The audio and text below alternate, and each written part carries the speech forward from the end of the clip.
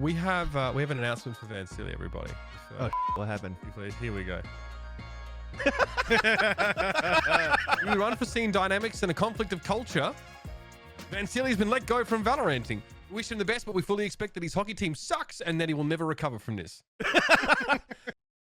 Oh, yes, it's the 22nd of February. It's been a banger in Valorant globally. Welcome back, everybody, to a Valorant professional ranting show.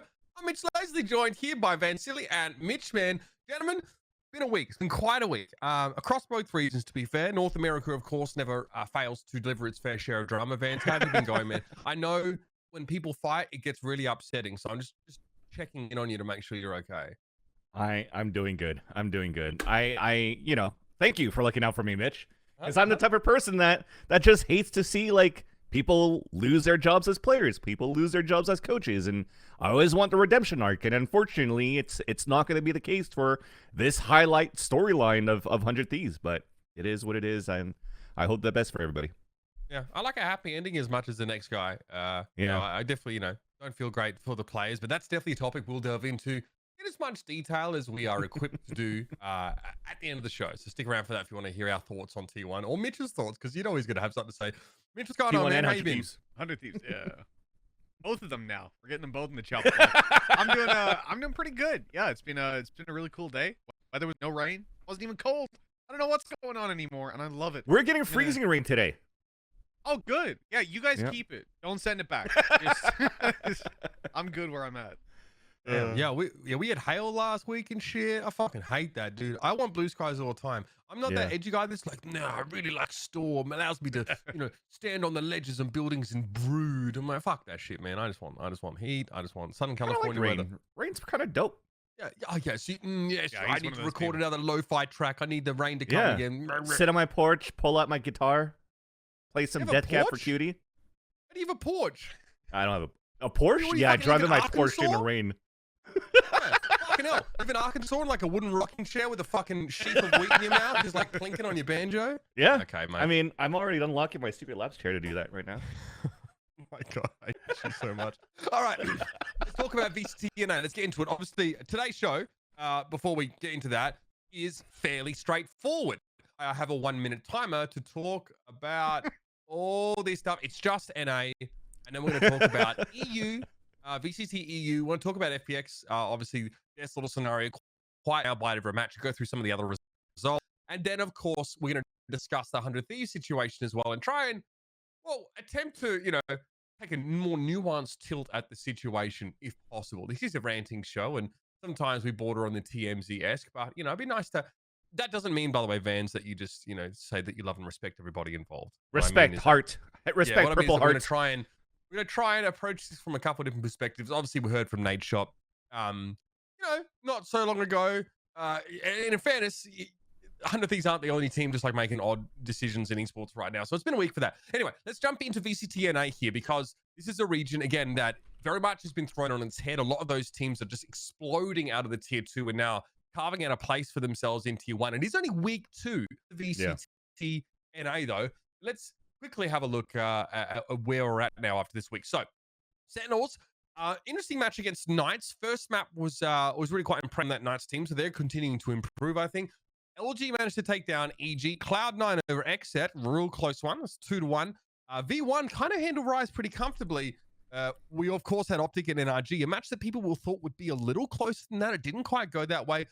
And then the infamous Guard versus 100 Thieves match, which we will try and delve into a little bit as well. There were some interesting corollaries came out as a result of that match. First of all, version 1 and Raze. Raze are a little hard to put my finger on right now, because some weeks they look extremely good and then others pretty lackluster. This is this version 1 team that is continuing to impress a lot of people, starting to add that real mechanical prowess on top of their strategic acumen, Vansilli.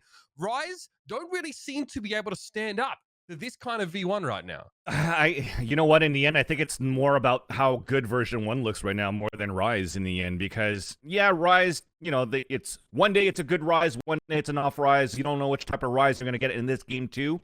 But I feel that they haven't played it like that poorly against version 1. It's just version 1 has been looking so good ever since the beginning of 2022. Zelsis continues to be this very aggressive entry type of like KO when they're not gonna need like a penny to try to op dash or something like that to create space. This man does it all on his own. So this is actually pretty cool to see this type of version 1 right now. And this map right now on Fracture, I think it's just version 1. I mean, it's just Raze that didn't have any leg to this map whatsoever. I mean, I think maybe out of 12 rounds of attack, version 1 hit the A site out of halls maybe like 9 or 10 times, and there was no way that Raze could have stopped it. And yeah, it's gonna be a very interesting one. I'm looking forward to like this type of comp, this type of playstyle for version 1 versus, for example, like a Sentinels with how they played with a Chamber and a Jett, and see how that meshes with the Raze compared to the Jett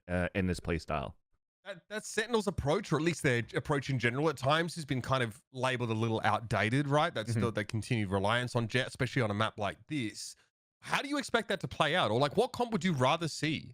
Because obviously the Raze can get a ton of value on a map like Fracture. That's exactly it. I think that this is the comp that I want to see here. I think it's seeing that Raze to be able to just satchel charge quickly up into A site. I know Tens kind of does it when he updrafts and then dashes it into B heaven, but there's no like utility behind it to support. If you don't have, let's say, Shazam that's going to aftershock or anything like that, then you're just going to have to rely on pure aim or just dance around your cloud bursts. But with Raze, you could literally create that space and take control of the heaven side and be more explosive. Same thing for satchel charges into A site with the Viper Wall. I think it does its purpose, even if you don't have a Jett in your comp to try to get the A site control. What is the consensus, Mitch, on Europe's Fracture comps? Do they actually look like this? Or because I remember Lothar sharing a graphic that showed the Fracture comps from each region, and there were like a ton of differences. He felt that he liked the NA one the most. What are your sort of thoughts on like the general approach to comps on this map? We're seeing a couple of different things now. I think integration of Chambers been really, really interesting here in EMEA. We'll talk a little bit about that later on when we get to the matchup. But I don't know. I think that playing this map without a Raze is really weird. It's just so much value that you get from seizing that space. But at the same time, over in Europe, teams lean away from that. They'll play a little bit more, I guess, turtly, a little bit more defensive. Double Initiator gives you so much control on a map where there's this many alleyways. You know, you want to get your early aggression. You need to get it in there early. But you can't just go running down into those choke points and end up getting crossfired. So I think the way we play it is very... We don't charge forward into angles and look for those duels. We'll use the double initiator, try to push on into those angles and take control. It's what it's evolved to at this stage. This one here, what's it? VCT regional comparison, NA. That's Raze, pretty cool, actually. Naturally, Brazil with Raze and a Brim. That's actually the surprise to me, is that Brim is I mean, it's Omen in Latin America. I mean, there's a flash. That's an extra flash you have a breach, but you know, no lineups. It is what it is. But interesting. Hold on, you guys don't play at all with Jett normally? Sentinels does. Sentinels does, and Energy do. But most of the other teams just run single duelist, which is the Raze. Yeah. Interesting. I mean, again, you want to pop definitely more behind the Raze value, but I guess when I look at EU, a lot of the teams that you'll be playing with are going to be Jett stands. Like they're not going to shift off Jett on 90% of maps. So yeah, why would they do it there? I suppose. So NA better than EU on Fracture. Got it. Thank you. Does that mean that NA is a bit more receptive to like integrating the chamber? Because I think we hear from Xiao about it later in the show, but that's the alternative, right? I assume that you've got to have Raze one way or another, right? So I assume it's the chamber or the Jett here. I wonder how much of that comes down to like genuinely, like all memes aside, if you're in EMEA and you're like, well, we're the best region and so on, and the best teams, well, they're still running their comfortable comp, like these, you know, top 4 teams at Champs, they're still running on Fracture with this play style. You know, why should we change it? Why should we move and attempt the chamber from the top teams that we're seeing who are in VCT? And then maybe when you move to NA, they're more willing to experiment, to find, like, reinvent themselves. I don't know. That's spitballing. I wonder to what extent that could be an impact. In the end, what I really like about the approaches from all of these teams and all these regions is more what fits the play style of this team. You know, we talk about this a lot where it's not necessarily like, oh, there's a meta comp, you know, and then you have to play that comp to be able to win the map, because that's the sure winning key, the turning key point. I like that you have different agent comps here and there and different variations that's going to change that playstyle, and that suits what the players are comfortable with, right? Like, for example, when Fnatic first brought out the Raze and they took the Jett away from their composition, they still had great utility usage of gravity wells and paint shells and also pinches into sight on defense. When it comes down to the attack, the Raze double satchel charge that lands right into B heaven, while you have fault lines, aftershocks into B heaven as well, to just not allow King to get anything done. You know, that kind of works in that sense too. So it's whatever suits the playstyle. Yeah, I mean, and I think like a lot of this boils down to like a comfort thing, which, you know, is like a little bit harder to see on the outside because people assume there's like an academic motivation for some of these like compositions when sometimes it's not. But we'll revisit this topic again because we talk about it in EMEA specifically on Fracture. So we'll cover that.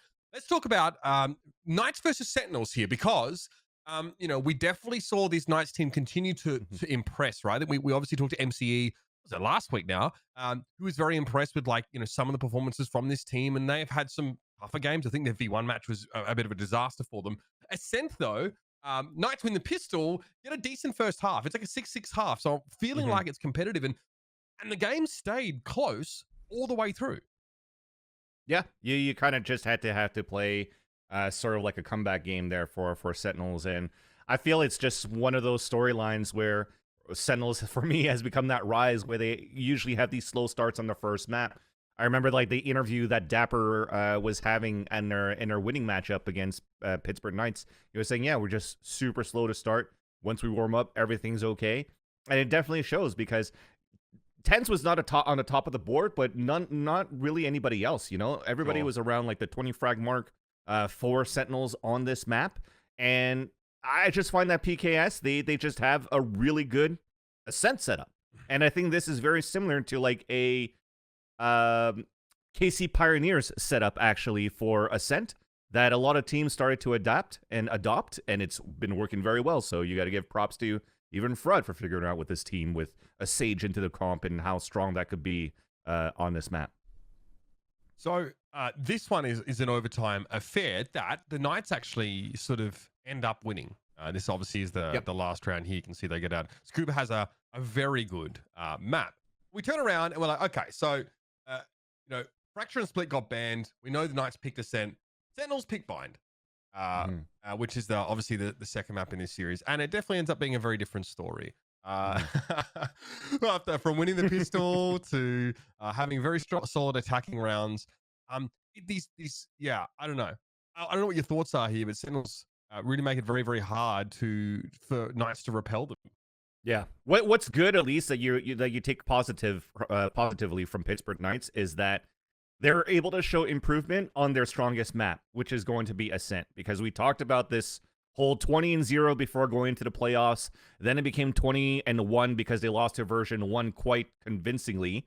But at least against another top-tier organization, a top-tier lineup, they're still able to pull out wins on Ascent.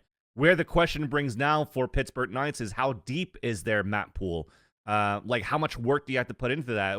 If Ascent gets automatically banned by your opponents, if they want to play the veto game, how strong are the maps? And even if you look at their records so far going into Stage 1 Challengers, it hasn't been the best results. They've always been around like 50% win rates or even less than that. So you're needing a little bit more out of Knights right now. But I think when we spoke to Garrett last week, he was saying, look, we're here. We know what we have to work for. We know what we have to do.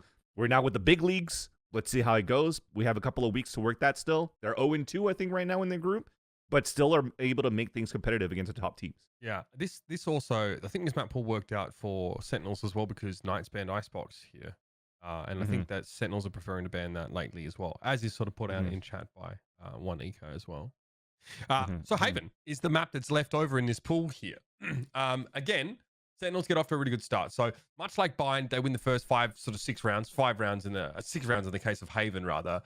And that stands them in really good stead. Again, their hits are so fast. Like it's actually insane. Like with the utility that they have to work here, it's like if you don't, I don't know, challenge A long or something, find a way to like slow them down, you just give up the site, you're forced into like a shit retake scenario. Yeah. Same thing for C-Site. It's pretty much the name of the game for Haven right now. If because you have 3 sites, because you have to thin your defense, which is why you're seeing a lot of these comps now, or a lot of teams trying to do a little bit more defender side comps, right? Where you're playing like a Killjoy with a chamber with an Astra, running down the clock as much as you can. Like probably even why LG tried to bring out a Viper just to try to run that delay and use that into your advantage on defense, because you don't have that many players to be able to stack sites. Yeah, exactly. So you just start playing these rotates, and when you have to play these rotates and you have to play the retakes, who comes better within the trades? And it definitely, like, this is Sentinel's wheelhouse. Yeah, that looked really good there. Obviously, there's no chamber inclusion for Knights there, so maybe you know, if they're having trouble on defense, it seems like teams just want to sort of fortify their defensive efforts with the chamber. Yeah, and obviously Tens with a tweet here mentioning that it was a slow start for Sentinels. Knights obviously just look, you know, really quite proficient on that first map here. I mean, Sentinels again benefited from there being a good overlap of like their sort of preferred maps to play, I think, and Knights banning their permaban meant they could get rid of Split out of the equation. And yeah, you know, if it goes to a third map and then Sentinels have to play Split, like who the fuck knows, you know, sort of how that goes down. So clean stuff. Let's move on. OpTic versus NRG. Now, I think people are expecting good things from NRG coming into this match, especially with OpTic looking a little bit shaky. What they lost that best of 3 to Raze, I want to say, who, you know, have had their fair share of shaky moments. I'm just checking that. Yeah, they lost the best of 3 to Raze. So, and obviously, you know, people are very high on like what Hayes brings to this team. I know MCE was last week when we sort of brought him into the fold here. This was a pretty underwhelming series from NRG in general, Vans. Yeah, OpTic looked fucking amazing, to be honest. Victor is back, man. Like, you know, they talked about it on the desk too. It's like the roster shakiness or the performances of OpTic going into 2022 was left with a sour taste for a lot of us, because they had such a great run during Berlin at Masters 3, where they made it to the finals, and then they lost an 0-3 to Gambit. Then they got the champions, and then very, very lackluster, losing to like X10 on top of that in groups. We all thought they were gonna easily make it out. Even FNS tweeted out, "Hey, we'll see who we're gonna play." Oh, sorry, we didn't mean X10. We didn't mean to omit them. And then suddenly they lose to them too. So then you come into 2022, it's like, okay, they don't look that great now that they lost to Raze. But looking at them now, like pulling out a KO on this map as well, without going with their signature Raze right on this map, where Victor used to double satchel into like mid site to take mid B splits to fight for the B site on Icebox. I think that comp looked pretty good. I think the fragging department for Victor looked pretty good. So I think we're seeing a good resurgence of that. But I think most importantly is seeing how comfortable Gay looked actually playing a chamber in this series on this map, because it didn't look like he was that great the previous week. And I think he's finding his groove. I think he also tweeted out after his first matchup last week when they lost to Raze, saying that he didn't make the best decisions playing as a chamber in that matchup. So I'm glad to see that it's paying off now, that they're working as a team to develop him a little bit more in terms of like how he should take his positions and work around that too. And it's working well. I think the transition for Jett players to play chamber is really interesting, because they are very different mindsets. I think a lot of times where, you know, you really are more defensively oriented as chamber, and you're wanting to try and control more of the map, as opposed to Jett's very unique hit, you know, not really tending towards that. Outside of taking fights, I guess, and trying to take map controllers by fucking smashing people in the face. So Fracture comes up here, and you know, the compositions I think are the same, right? Both teams are running this sort of consensus setup, except Som's on the Jett here. So no Raze, and it's that Jett versus Raze debate that we were talking about before. So that was pretty much it. I think Victor makes the Raze look very good by comparison, I think, to Som in this map. Yes, and I feel like OpTic was playing just like version 1, just like, hey, let's keep taking AOL's control because we kind of have it free, and then they just abuse that. And when you're looking at this exact setup here, Viper Wall crossover, Aftershock into site, when you're consistently able to have that much utility to still make it inside that A site, that you're not really trying to battle back towards door or A main, then you're making like the retake game very, very difficult to play against, right? And OpTic just had a very good attack setting up that way. I wonder how much of a learning experience this was for NRG. Like, if I had to ask them, I wonder what they would point to as their issue here. Because, you know, Scoreboard Stevens look at that and go, Som didn't frag, who's playing Jett. Well, I mean, it's pretty clear what the issue is, but I wonder if it's a bit more complex than that.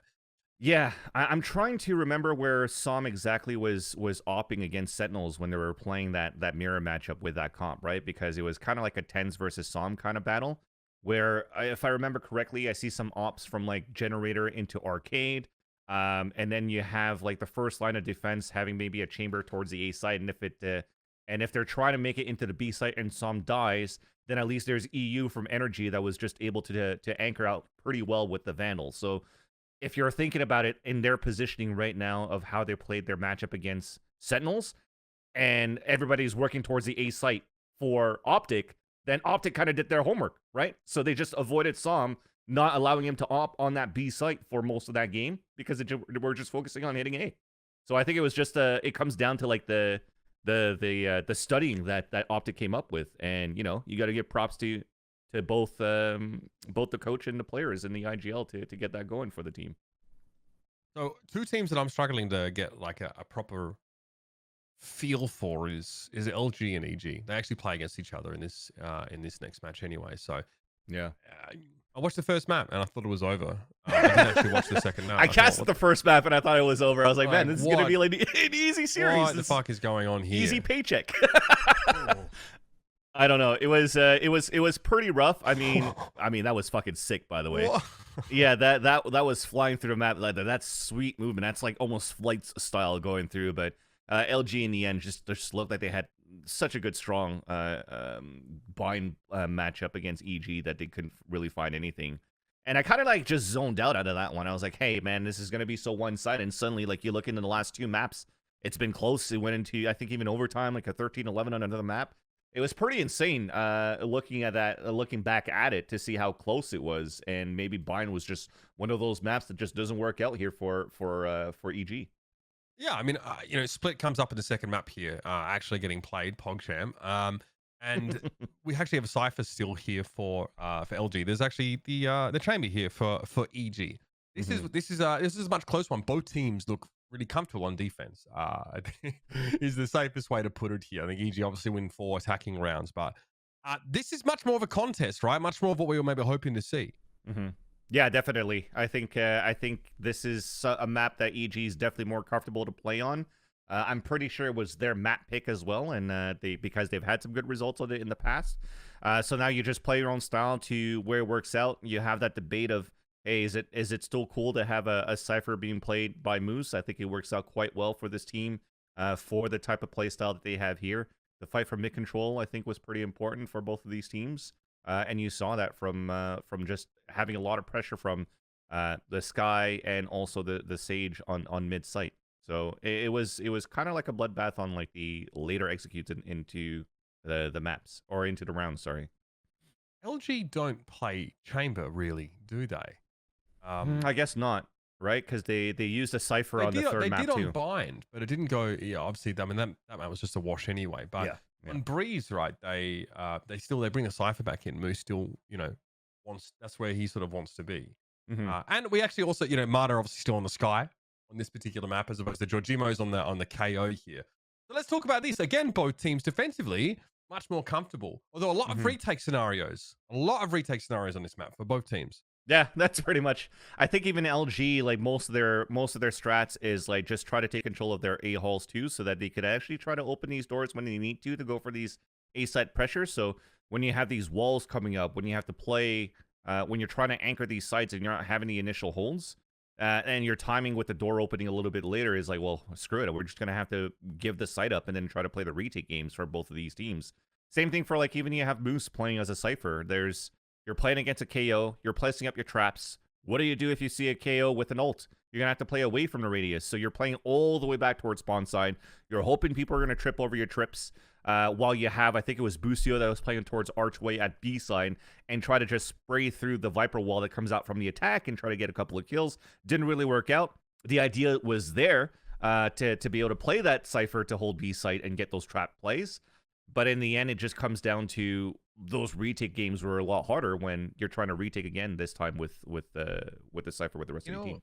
One thing actually on that, you're saying about the KO ultimate, we've seen teams in EMEA, oh god, those pixels have gone to hell. I'm not gonna move anymore. I'm gonna try to keep my lips completely still while I speak. Why does it always trade between you and I? If it's not you, it's me and vice versa. I don't think Oh, I look it came great from either. me. I think mine got more pixels today than normal as well. Oh, we're being done. But yeah. On the subject of KO ultis, I've seen some EMEA teams actually swap over on those rounds where you'll have your Viper play on B site but have her util on A, and your Cypher util on B playing on A. So you're kind of like, yo, pop that cage for me real quick, bro. Like you gotta really communicate. But Yeah. when teams have that synergy locked down, it works really well because your KO thinks, hey, look, I've canceled that Cypher utility. Where is it? Yep. Where is it? Why can't I shoot it? Where's the cam? Really nice. Yeah, okay. So Moose also a bit of banter after the game because I guess Dre's shooting bodies and he's not happy about it. Imagine caring about that in the year 2022. I'm sure they all were right. joking. Let's fucking talk about this game then. Come on. Let's rip the band-aid off. Guard versus 100 Thieves. What do you mean? Nothing happened there. No, yeah. Well, nothing. Nothing is a pretty good way of describing how that's. Sure. Fuck. And the third map? What's going on? Yeah. So, yeah, right. It was the third map. Jesus fucking Christ. Okay, so let's start with this. Let's talk about Haven here. Let's talk about how this team. This is the last time we're ever going to see this team with BabyJ and Eccles, for obvious reasons. Second time and last time. So I think what we're doing is you want to. I think there was one clip where we start this where it was Hiko. Hiko was getting a bunch of shit about baiting, right? Yeah. There's Okay. this Let's talk particular about it. clip Let's on fucking talk about Haven. that. So Yeah. we're gonna roll that, and you can talk over it, Vance, because you're defending Hiko. Yes, I am defending Hiko here. So let's pause this at the beginning here, Daniel, and look at this mini map. So can we just restart at the beginning and then pause it, just so that we have a little bit of like an understanding of what happened here. So look at this mini map. So you still have a 3 versus 3, and Hiko. Yeah, the meme is gonna be he's staying in spawn, he's baiting, lol. Shut the fuck up, guys. Hiko is currently right now hitting the Hunter's Fury to try to prevent the plant. And then, of course, he's also trying to hit towards C long just to try to see if he can get a couple of kills. So let's play it for a bit. You see a couple of trades that happen. Then it comes down to this 2v2. So let's wait until we get to 2v2 and we'll pause again. Right here, yeah. So Ethan's on his own. He gets 2 kills with the Spectre, and he spots the last 2 guys. Like you see one coming through the smoke, it's going to be Jonah P, and he's going to spot Trent in the corner. So what happens here when you try to play the 2 versus 2? First off, Ethan's kind of fucked, right? Because Hiko just finished his ult, so there's no way that he could make it back to C site that fast, right? What utility do we have for Trent and for Jonah P? Nothing. So they have to go for like potentially a double swing. Thinking that there's somebody inside garage. They're swinging for that first. Ethan has a Spectre. It's not inaccurate when he's trying to run and gun. So he misses the shots. And then let's play for a bit again.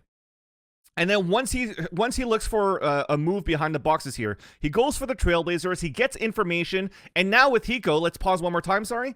Hiko makes it in there. You just saw that ping come through. So Hiko, while he's running from spawn site, recon darts and spawns Jonah P. So now you have confirmation that both initiators have used your utility correctly, right? So you have the Trailblazer to spot the first 2, then you have the recon dart to just push Jonah P back where he can't swing on the opposite box to kill Ethan, while Ethan is only on 4 HP. Ethan also has Seekers. It would have been a good idea maybe to pop Seekers, but in this heat of the moment, maybe you don't have that opportunity to, right? But Ethan has a flash that just popped up. So what happens here? Let's play it one more time. For maybe the next 5 seconds here. He goes for a flash on his corner. Pause right now. So he goes for a flash, and at the same time, you saw a shock dart come in from spawn site from Hiko. So first off, you're trying to do some chip damage onto your opponent, onto Jonah P. Hopefully that hits him at a 95 damage, and then Ethan, hoping that he blinds Jonah P off that flash, could get the kill. But Jonah P, he wasn't affected by the flash, so Ethan cannot go for a wide swing. So he hides. What does Hiko do? Hiko looks to his right side just to make sure that Trent is not pushing Ethan towards log side. So they're playing this very, very well in a 2 versus 2. Now when you play one more time, and you let this go, Jonah P's going for a flash. Hiko is on his way to run out to support Ethan, and he just got flash and went into the corner. And then I also joked around, I was like, Hiko's staying in the back because he's out droning, because I'm a memester in that way too. But this just makes sense that he's going to drone now, because the plant's going to come in. He's going to have to drone out to figure out where the post-plant positioning is. Are they playing a 1 in sight, 1 towards C? Are they both going back towards C? They 1 run towards garage. Now he has that information to try to play a 2 versus 1 in the end and try to clutch. But in the end, the 2 versus 2 was mostly played out of like unluckiness with Ethan not being able to get value out of his flash in the corner against Jonah P, and the shock dart not doing damage. I think when it comes down to the 2 versus 2, they still played it quite well. You can't be mad at Hiko or Ethan or 100 Thieves for that play. So I think here's the thing about esports and this kind of stuff. The vast majority of fans are more receptive to memes than they are to actual to analysis. And I don't think I'm one of those guys. Sorry. It was not a popular, I think, position to take to try and sort of defend this what happened here. I think you know, the context of the clip is quite important. I also wonder why there was so much urgency there, but that's another story. So basically people, they see a meme. The problem is that like people have been locked in their houses for too long because people are like not seeing the difference between a meme and reality. I think they're like conflating the two now. Yeah. Because no one's really interested. I think after the meme, no one was really interested in actually like developing their own opinion about what happened there by looking at the clip. The meme is funny, therefore the meme is true. It's so strange. Yeah. Reddit post said baited, so he baited. Like that's yeah. that.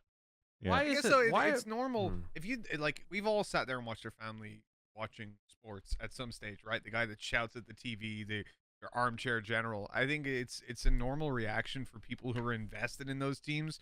It's just very weird for me that like if you support a team and you want them to succeed, to then turn around and be like, yo, this fucking guy, he lost the game, he's doing this, and jump on them, especially uninformed. Hell, if you've watched 10 hours of his gameplay and you've studied it, and now you're going to say, you know what, I think he's a baiter. All right, you make that case, you make that argument, come prepared. But fuck me, dude. It really annoys me when people take one glance at a situation and just go, guy's a cunt.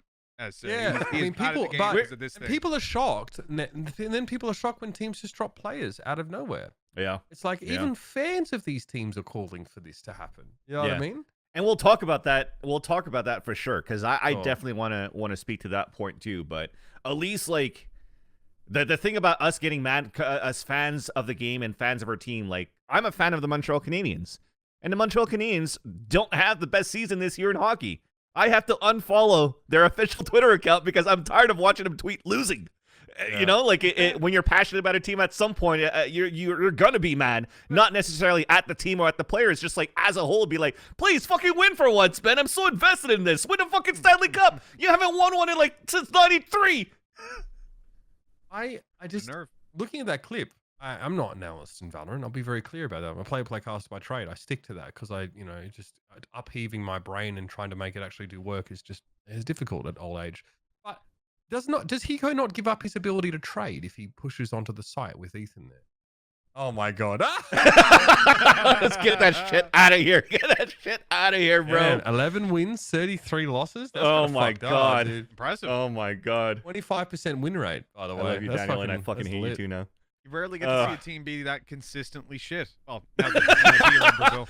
All right, I'll see you guys tomorrow. I'll see you guys next week. Thanks for Valoranting. Who calls the team Canadians, by the way? Of course they're fucking Canadians. Yeah, we're the Habs, bro. We're the Habs. What do you mean Habs? What's a Hab? Les Habitants du Canada. Shit on, or? No, because it's a French team, right? Les Habitants, the habitants of Canada. Like that's why their logo is a CH. The Canadian Habitants. See, because you inhabit Canada. Yeah. Right. All right. So we're the Habs. Right. Yeah. Cool. Anyways, a little bit of a sports fact there. Let's go back to fucking Valorant. Yeah, let's talk about it. So Haven, obviously, take that play aside. Yeah. Obviously, I think we've done it to death. Let's talk about the map. Yeah, exactly. So the game in itself on Haven is actually not that bad for 100 Thieves, right? In a sense, because when you actually lose 10-2 or 9-3. Let's face it, guys, this is like a normal scoreline that 100 Thieves usually have on defense. They're not that good on defense on this map. What are all these other comeback games that they had where they lost like 13-1 or like another one where they lost into overtime? It's all been comeback games when Steel was still in that roster. And one of those games that had comeback where they lost in overtime or lost in the last round of regulations was against Sentinels too. So out of all teams, they've also had great comebacks against the best. And it's just unfortunate that they don't have really like their defense really set in stone yet, where this could have potentially be a 2-0 right here. And what would have happened if we had a 2-0 in this actual game? What if 100 Thieves actually won that first map? You know? It is what it is. It didn't. I think it stems deeper than this into seeing the scoreline and what happened. But yeah, we'll definitely talk about that. But the comeback game was perfect for 100 Thieves. It's cool that the guard actually kept their calm and made sure that they're able to win the map and win it out in overtime in the end. All right, Split comes up next. Obviously, not a go-to for 100 Thieves, I guess, in the past, mostly because, well, Hiko couldn't play Sova, I suppose. But we get the map here. 100 Thieves do great. Their defense rounds are fucking awesome. They win the pistol, and I mean, the guard don't really find a way to actually hit any of these sites. Yeah, I mean, they had a very hard time taking control of middle, actually, against Hiko. So Hiko was putting a lot of these mid walls, poison orbs on mid side too, that when you have this comp that tries to take a lot of mid control and then lurk extremities, and you can't get through the utility that Hiko's currently throwing on mid, it was definitely like doomed to failure in the end for the guard, and even they expressed that into their post-game interviews. So where does he throw that wall from? Does he throw that from heaven? Like mailroom heaven side? Yeah, so I think he throws it from B. Yeah, so it's the B heaven one that he throws down oppositely towards sewers, but he could also throw the A side one from ropes that goes all the way down to market. So there was two walls that he was currently playing in that sense, but still putting good value into making sure you're decaying going through the wall and making sure you're decaying when you're going through the poison orb. Right. It definitely shows. It levies a heavy tax to try and take mid control on that map where it's so important. It definitely shows that they corrected some mistakes versus what they did against Cloud9 last week. But I think even if I'm not mistaken, versus Cloud9, they also had a very strong defense, right? So it pans out perfectly for them to play against the guard, who were okay on split, I think, in the past too. All right, well, come on then. Let's fucking do it. 100 Thieves versus the guard on Acend. Yeah. So it's a 13-0. This comp. All right, let's start with the comp, Vansilli. No duelist here for 100 Thieves. Okay, so let's talk about that actually, because I'm not that angry that they went no duelist. In the first place, I was like, fuck no duelist, especially on Ascent. This is a fucking farce. Didn't like fucking NIP do this once?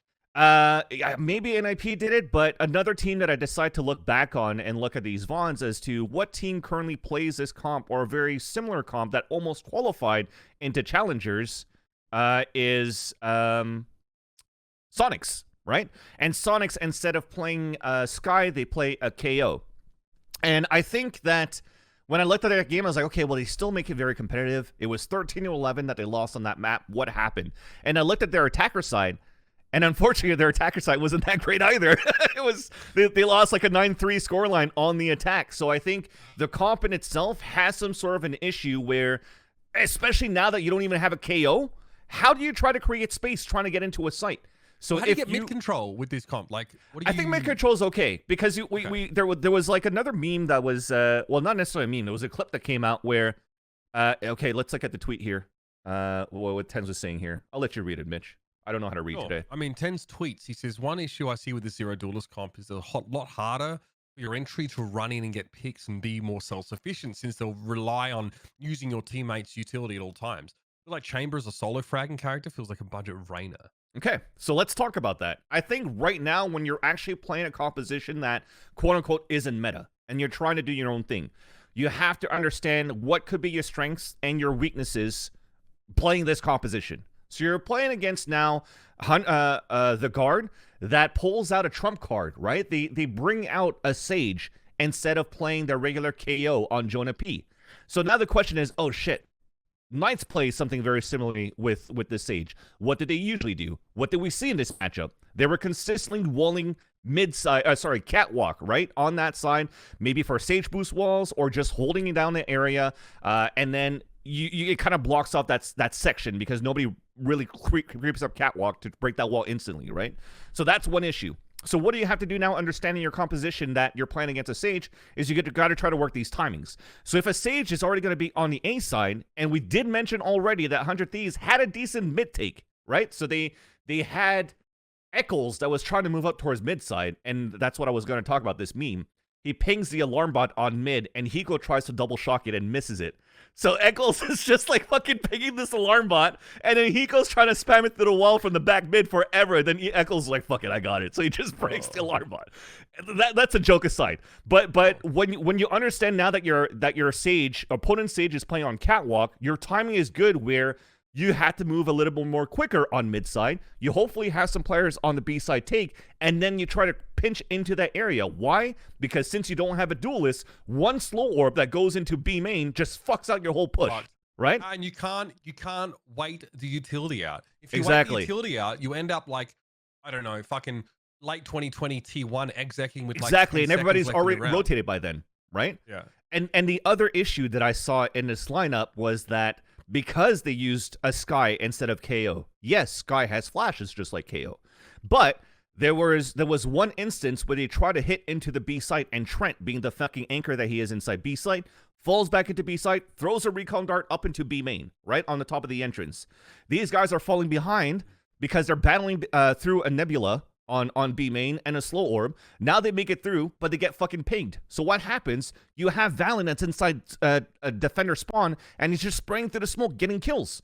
But if you actually had a KO, what do you have? You have a fucking fragment. You could throw that fragment into the spawn side, try to push Anders is that. saying in chat. Exactly. You have a window now to be explosive. By turning all Exactly. this So defensive if your util off. window has closed, at least you have more utility to push your defenders back to try to get into the site, which unfortunately they didn't have that with that comp. Now, I hope that we have this this clip. It doesn't have any sound, but I want to pull it up as well because Ec1s mentioned it on his stream as to why they decide to play a Skye instead of a KO. We don't have the audio, but I'll just say quite simply, was that Ethan was more comfortable in playing Skye, and he says, I'm comfortable with Skye, I like Skye, it works. So Ec1s' difficult job as an IGL and for the team is like, okay, well, let's figure out something that we could do without having without a KO in the lineup and see if this is no duelist could actually work for us, right? And the comp in itself is not a bad comp, because when Miniature plays Chamber on Sonics on this map, he's still able to pull up good numbers on that. And of course, on the attacker side is because he popped off, though. I think people are being pretty like a little hard on Ethan and like lack of flexibility, but wasn't he the fucking guy that always filled the gaps on this team? We wanted to, but then the only flexibility that he had was like he was kind of like pigeonholed there, to be honest, right? When he first joined the team, playing Sage and then Smokes. And but that's it. He was pigeonholed in that. So when he first started, he was like, I got to play Sage. They don't. When was the last time that 100 Thieves played Sage? They don't really play Sage anymore. And then he went to play Smokes, and then Smokes, it was like, fuck it, Nitro's gonna do it. But now that he's not doing it, and then Ethan's found comfort in Skye, he just wants to play that Skye verse. All that changes now. Yeah, I mean, you don't have the KO to work with. You know what I mean? That's it. Did 100 Thieves not play KO when Steel was when Steel was the one playing him? Right. So they actually did have the capacity in the past to play this KO. Maybe it was at a time where it was less certain that this was going to be. Yeah, here you go. I mean, now he's got a fucking IGL as well, Ethan. Yeah. You know what I mean? We'll talk about that because the roles will also change. It's we have called Sentinels a little old-fashioned and a little slow to adapt sometimes, but they still fucking win. You know what I mean? I guess that's why they get off easy, even though they're still playing Jett on Fracture or whatever the fuck it is, right? Yeah. Okay. Can we? Yeah. Honestly, in the end, it's not necessarily a bad comp, but it was definitely a mismatch into how they wanted to approach that in terms of potentially timings, right? Because this is brand new. They've practiced it for maybe like 2 weeks. It was kind of leaked out that they were using this comp. But in the end, did they have enough time to prepare for it? I guess not at this point, right? And I think that's why the guard pulled out this Sage, is that when they realized this leak comp that came out on Reddit, they're like, fuck it, let's just take a Sage. We'll fuck them up. They have no duelist, no explosivity. Let's just slow them down and pressure them with the clock even more. Fuck me. Yeah. Brutal stuff. Absolutely brutal. All right. So let's now, let's look at something on a lighter note, right? Vans, you have a match of the week this week. It's the only one we haven't covered yet. So why don't you give us a bit of an intro to it?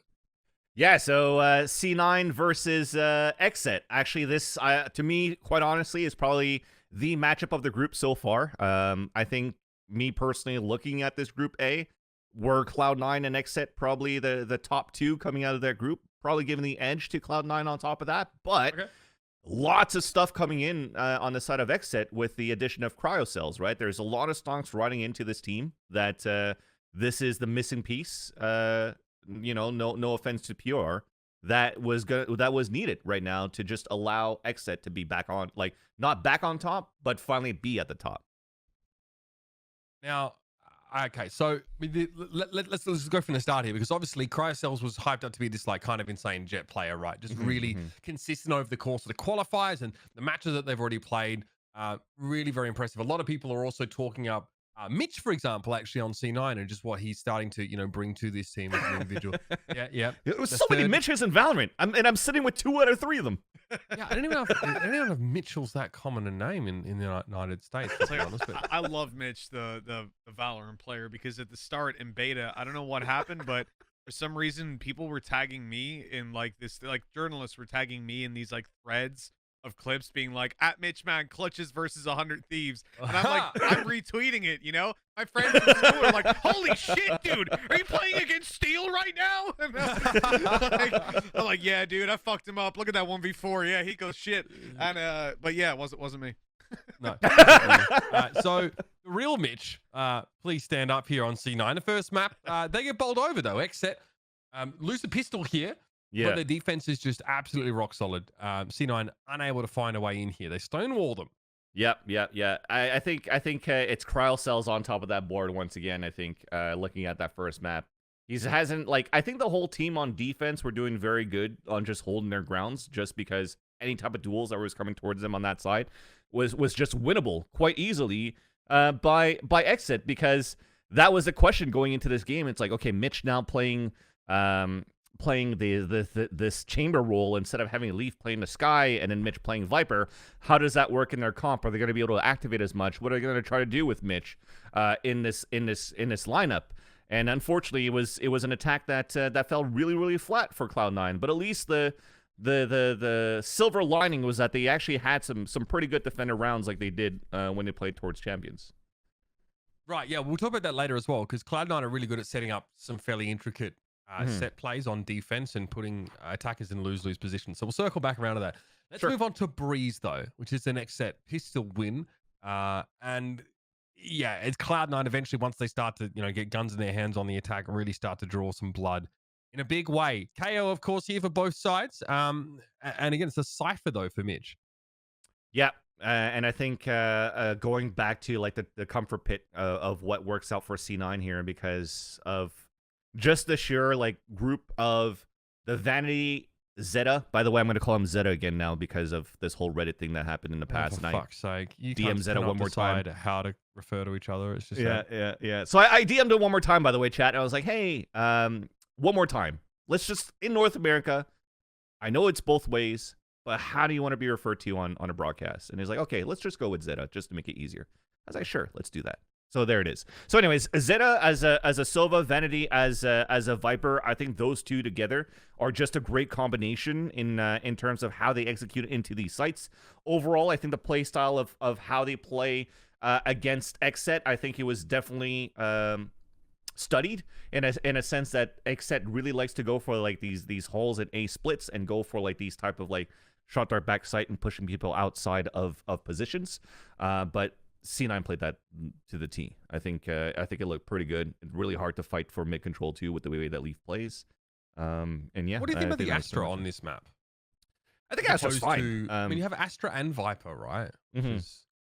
I think so. Usually when you look at the at an Astra and a Viper, and you're like, okay, double controller, they could sell fakes here and there, and they could sell fakes here and there. But the thing is, what I like about Def with the Astra is not only is he able to like be able to get these lurks on mid side that he usually does, or that he usually lurks anyways on in his play style when he plays this agent.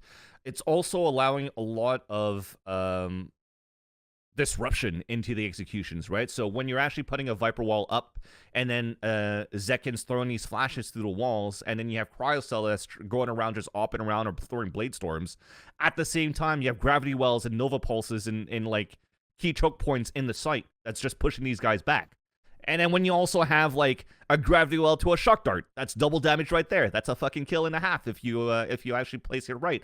If you bounce your arrows right into, let's say, right side of pyramid, we call it P2. So that allows a lot of good executions for a team like XSET to actually work into these sites. And I think they do something very similar into like working halls as well, like grav well with shock darts or grav well with snake bites, just to try to push that forward. So I think that the role complements them very well. If you look at how XSET played now versus when they first tried playing Breeze with a Killjoy and a Cypher, trying to delay time in that sense, that did not work too well, but the idea was there. And they're able to do it now with this Astra and this Viper. And if anything, surely the idea of playing a double controller on a map like this, especially a controller who flexes so much out of like not just being able to smoke, but you can have 5 grav wells if you want, like whatever you want in terms of allocating that utility. It gives you so much more depth in the attack. It's you know, a map that already you can get quite a bit done on, but now when you think about the main threats that you're already dealing with being range, because you already have your Viper, you have like, yeah, sure, you're gonna have a Cosmic Divide or whatever, but Viper will do that alone for the most part, and a few smokes here or there to plug it up.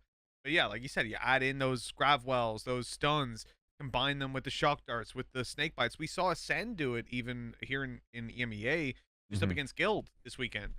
They played the same thing. They had their Astra Viper. I think it was Killez on the Astra, which was like a weird pick for him, but it's becoming more common, I think, across the board. And at first, I was like, well, that's a really stupid idea. I looked at it, I just, on Bragas, I was like, Astra?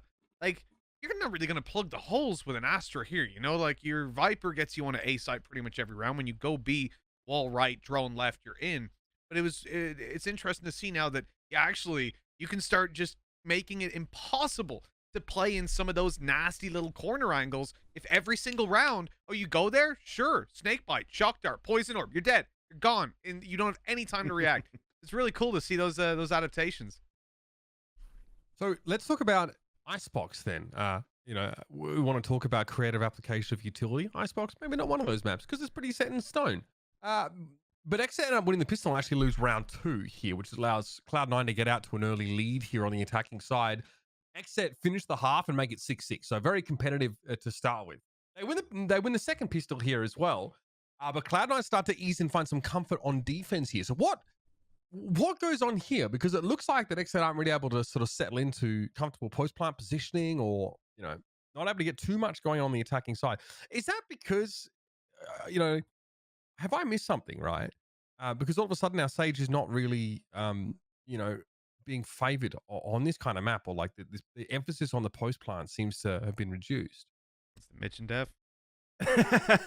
Yeah, I think it's well, I mean the Sage initially, because I think with the comp that you still have here for both of these teams could still be very post plant oriented with your shock darts and your paint shells and your snake bites for one team.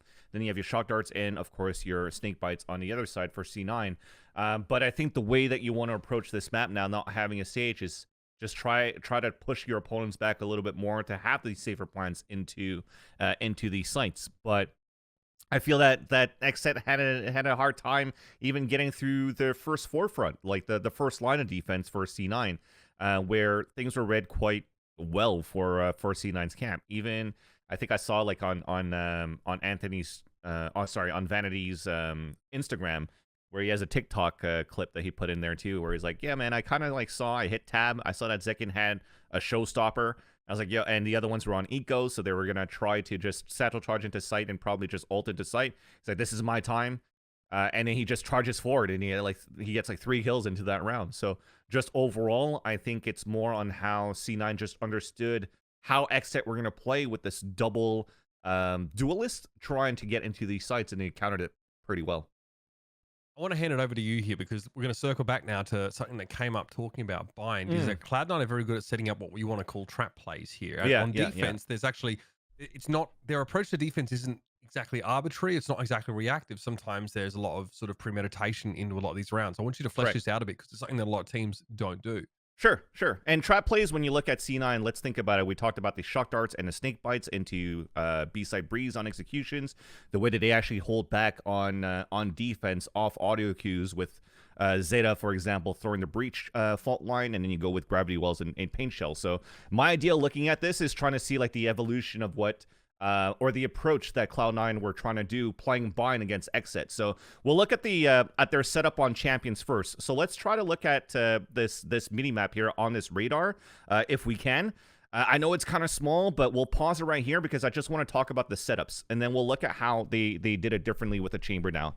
So if we pay attention to like the left side of this radar, what they currently have is that they have both initiators being Zeta and Leaf, just trying to get information down towards Long B.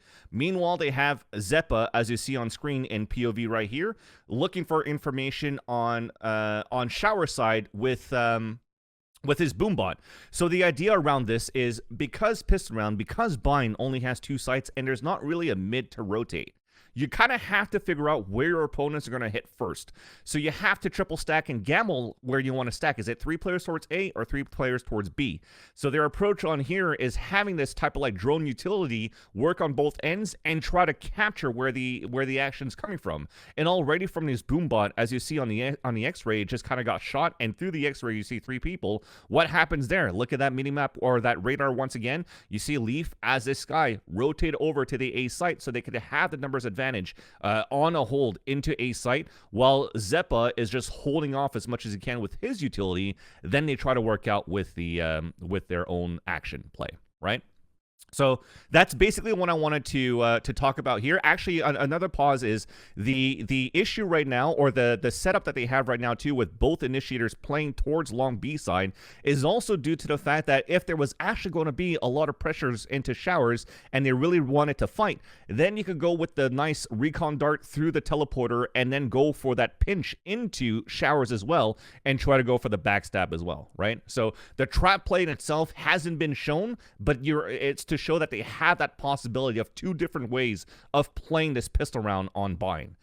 Which is why I want to go back to now their pistol round against XSET, and we could talk about that right now. So we'll look at the setup here of what they have on defense for Cloud9, because they have a chamber, because they changed their composition. What does that look like? So once we're able to get this clip, you'll see that the idea of C9, again, is very similar to the one on Liquid. So let's pause right now so we can look at the setup right here. They have Mitch playing as his chamber right now towards Long B. What else do you have? You have a Viper wall from Leaf, that's going in towards that B side. You have a star that's being placed by Vanity on B side as well. But what's on the extremity? What's on the opposite way? You actually do have, once again, I think if I'm not mistaken, it's going to be Zeta that's playing towards showers to get information in that area. He recon darts towards showers to see if anybody's pushing towards that way. If we unpause for a bit, we see now that there is actually an execution for a little bit towards Long B that forces Mitch back into teleporter. And let's pause it right there and look at that minimap or that radar. What I like about this is that before the round even started, Mitch actually had the other rendezvous outside of showers on A side. So that him playing inside teleporter over here is going to be that same type of like value that they could do when they played against Liquid. Why? Because Zeppa was also still playing towards shower side, so they could actually go for some sort of a showers pinch if needed be, if there was pressure on that side. But if they lose control, if C9 loses control right now of defense towards Long B, what happens? Leaf puts his wall up, then you have 2 stars on the ground that Vanity could throw a gravity well or a Nova Pulse to actually try to delay a lot more, and then you see the rotation coming in at the same time of Zeppa from the A site over towards B, so that he could actually throw paint shells and slow down or do one of those trap plays of the gravity and paint shells into B site on the execution.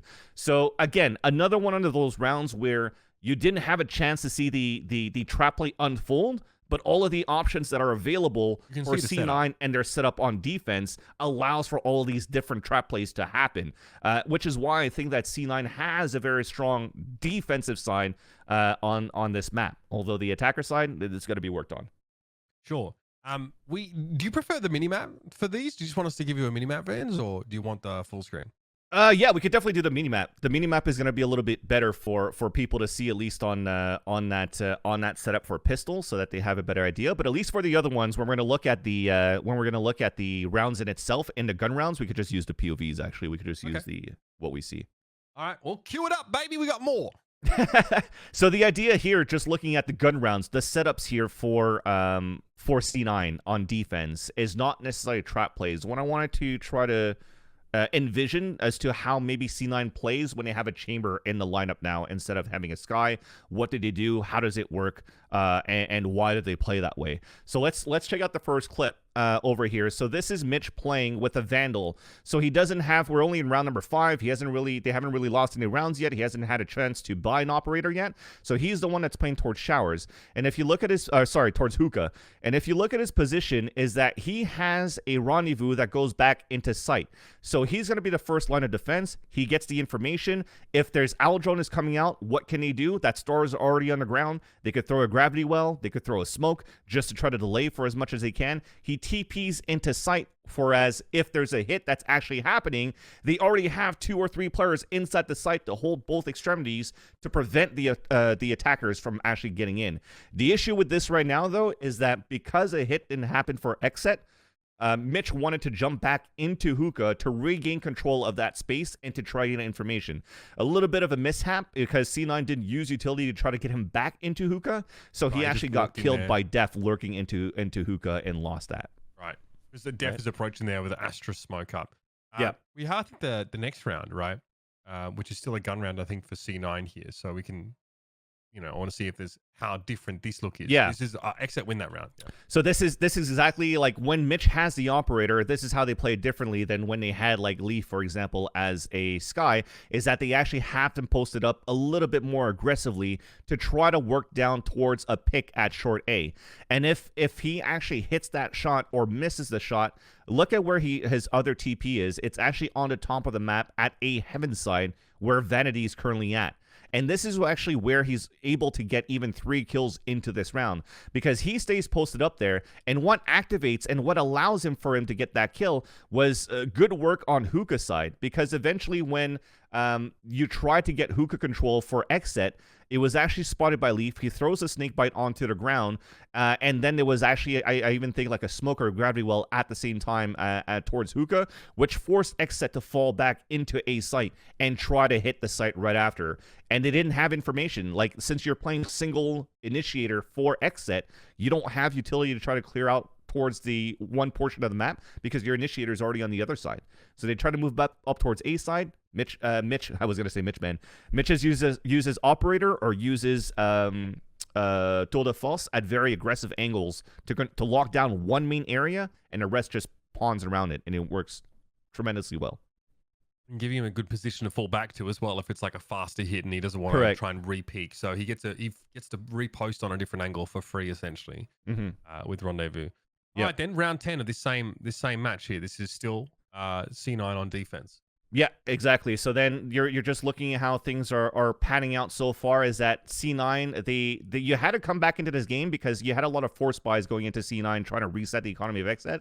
That just didn't work out. So Mitch goes back with a rifle, and this is something that's different right there. They tried to play a lot of these rounds passively, where they actually lost these rounds because of the execution, because of those shock darts, gravity wells that we talked about before that XSET are able to do. So that allows now C9 to change gears a little bit and not allow XSET to get that space. So how did he do that? They actually go for a double push outside of Sands this time so that Zeppa and Leaf could support. But while Mitch actually, Zeppa and Mitch could get the kill. So as Mitch gets the kill, he actually TPs back into the site right here, so he could still support 2 other players inside B site to hold B. So I just find that the utility usage from Mitch has been a strong point and a stronghold as to how C9 stays very active inside the map on defense. Yeah, and they post up pretty aggressively in the site there as well. I think Mitch was just outside of Hookah, and Vanity was trying to like trade him out from Container. One more. All right, this match of the week here. So let's have a look at one more of Cloud9's defensive rounds here. This is actually the last round of the half. And this time you actually see a trap play. So what's good about this is that Mitch is actually posted into B lockers where he's looking down towards long B. And with that, because he shoots that shot, because he spotted Zekin, that activated Zeppa right into the corner of Octagon with a showstopper to come out.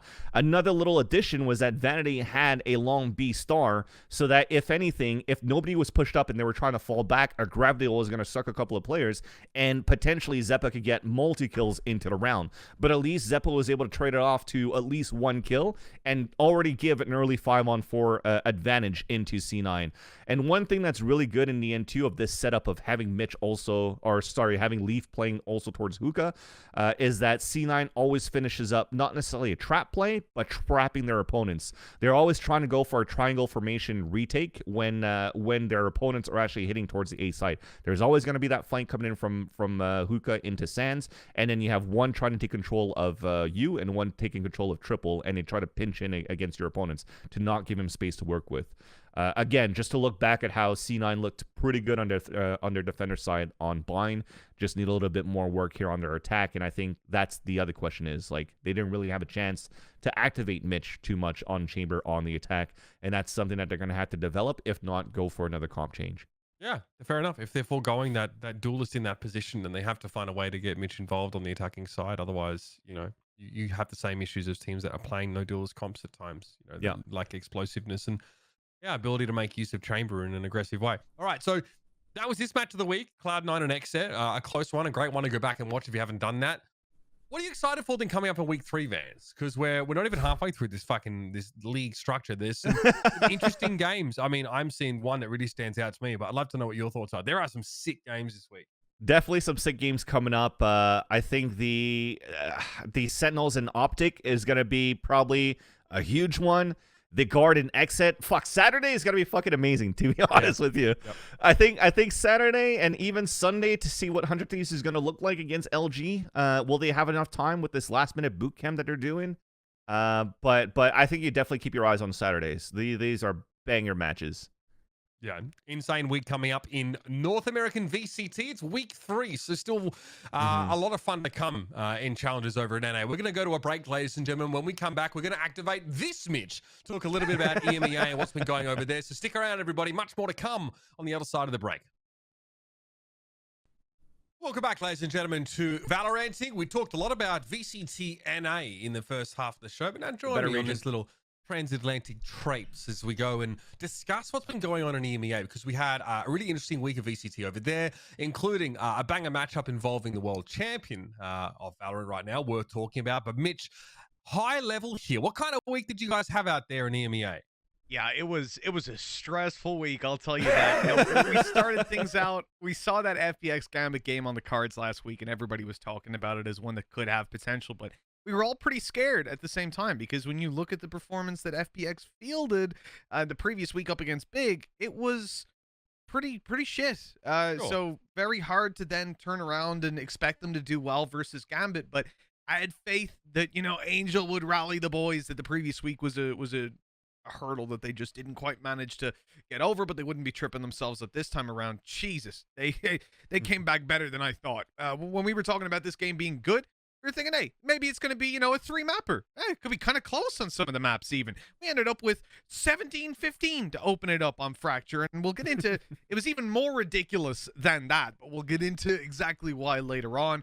You had Guild coming in, testing themselves up against Acend. Now, Guild, obviously a team, if you've been tracking EMEA for a while, they've been around, they've been in the qualifiers, you've seen them on the streams, but you've never seen them at the main events, really. They don't quite manage to push all the way there. This season's already been good. They had some good performances. They destroyed BBL to open, but BBL, that pretty much summarizes it, right? You're not really sure how Guild would perform, and the expectation was, well, they're up against the champions. So again, similar to the FPX game, maybe they'll do well. Guild being the FPX here, right? Maybe they'll do well. Maybe they'll make it a 3-mapper.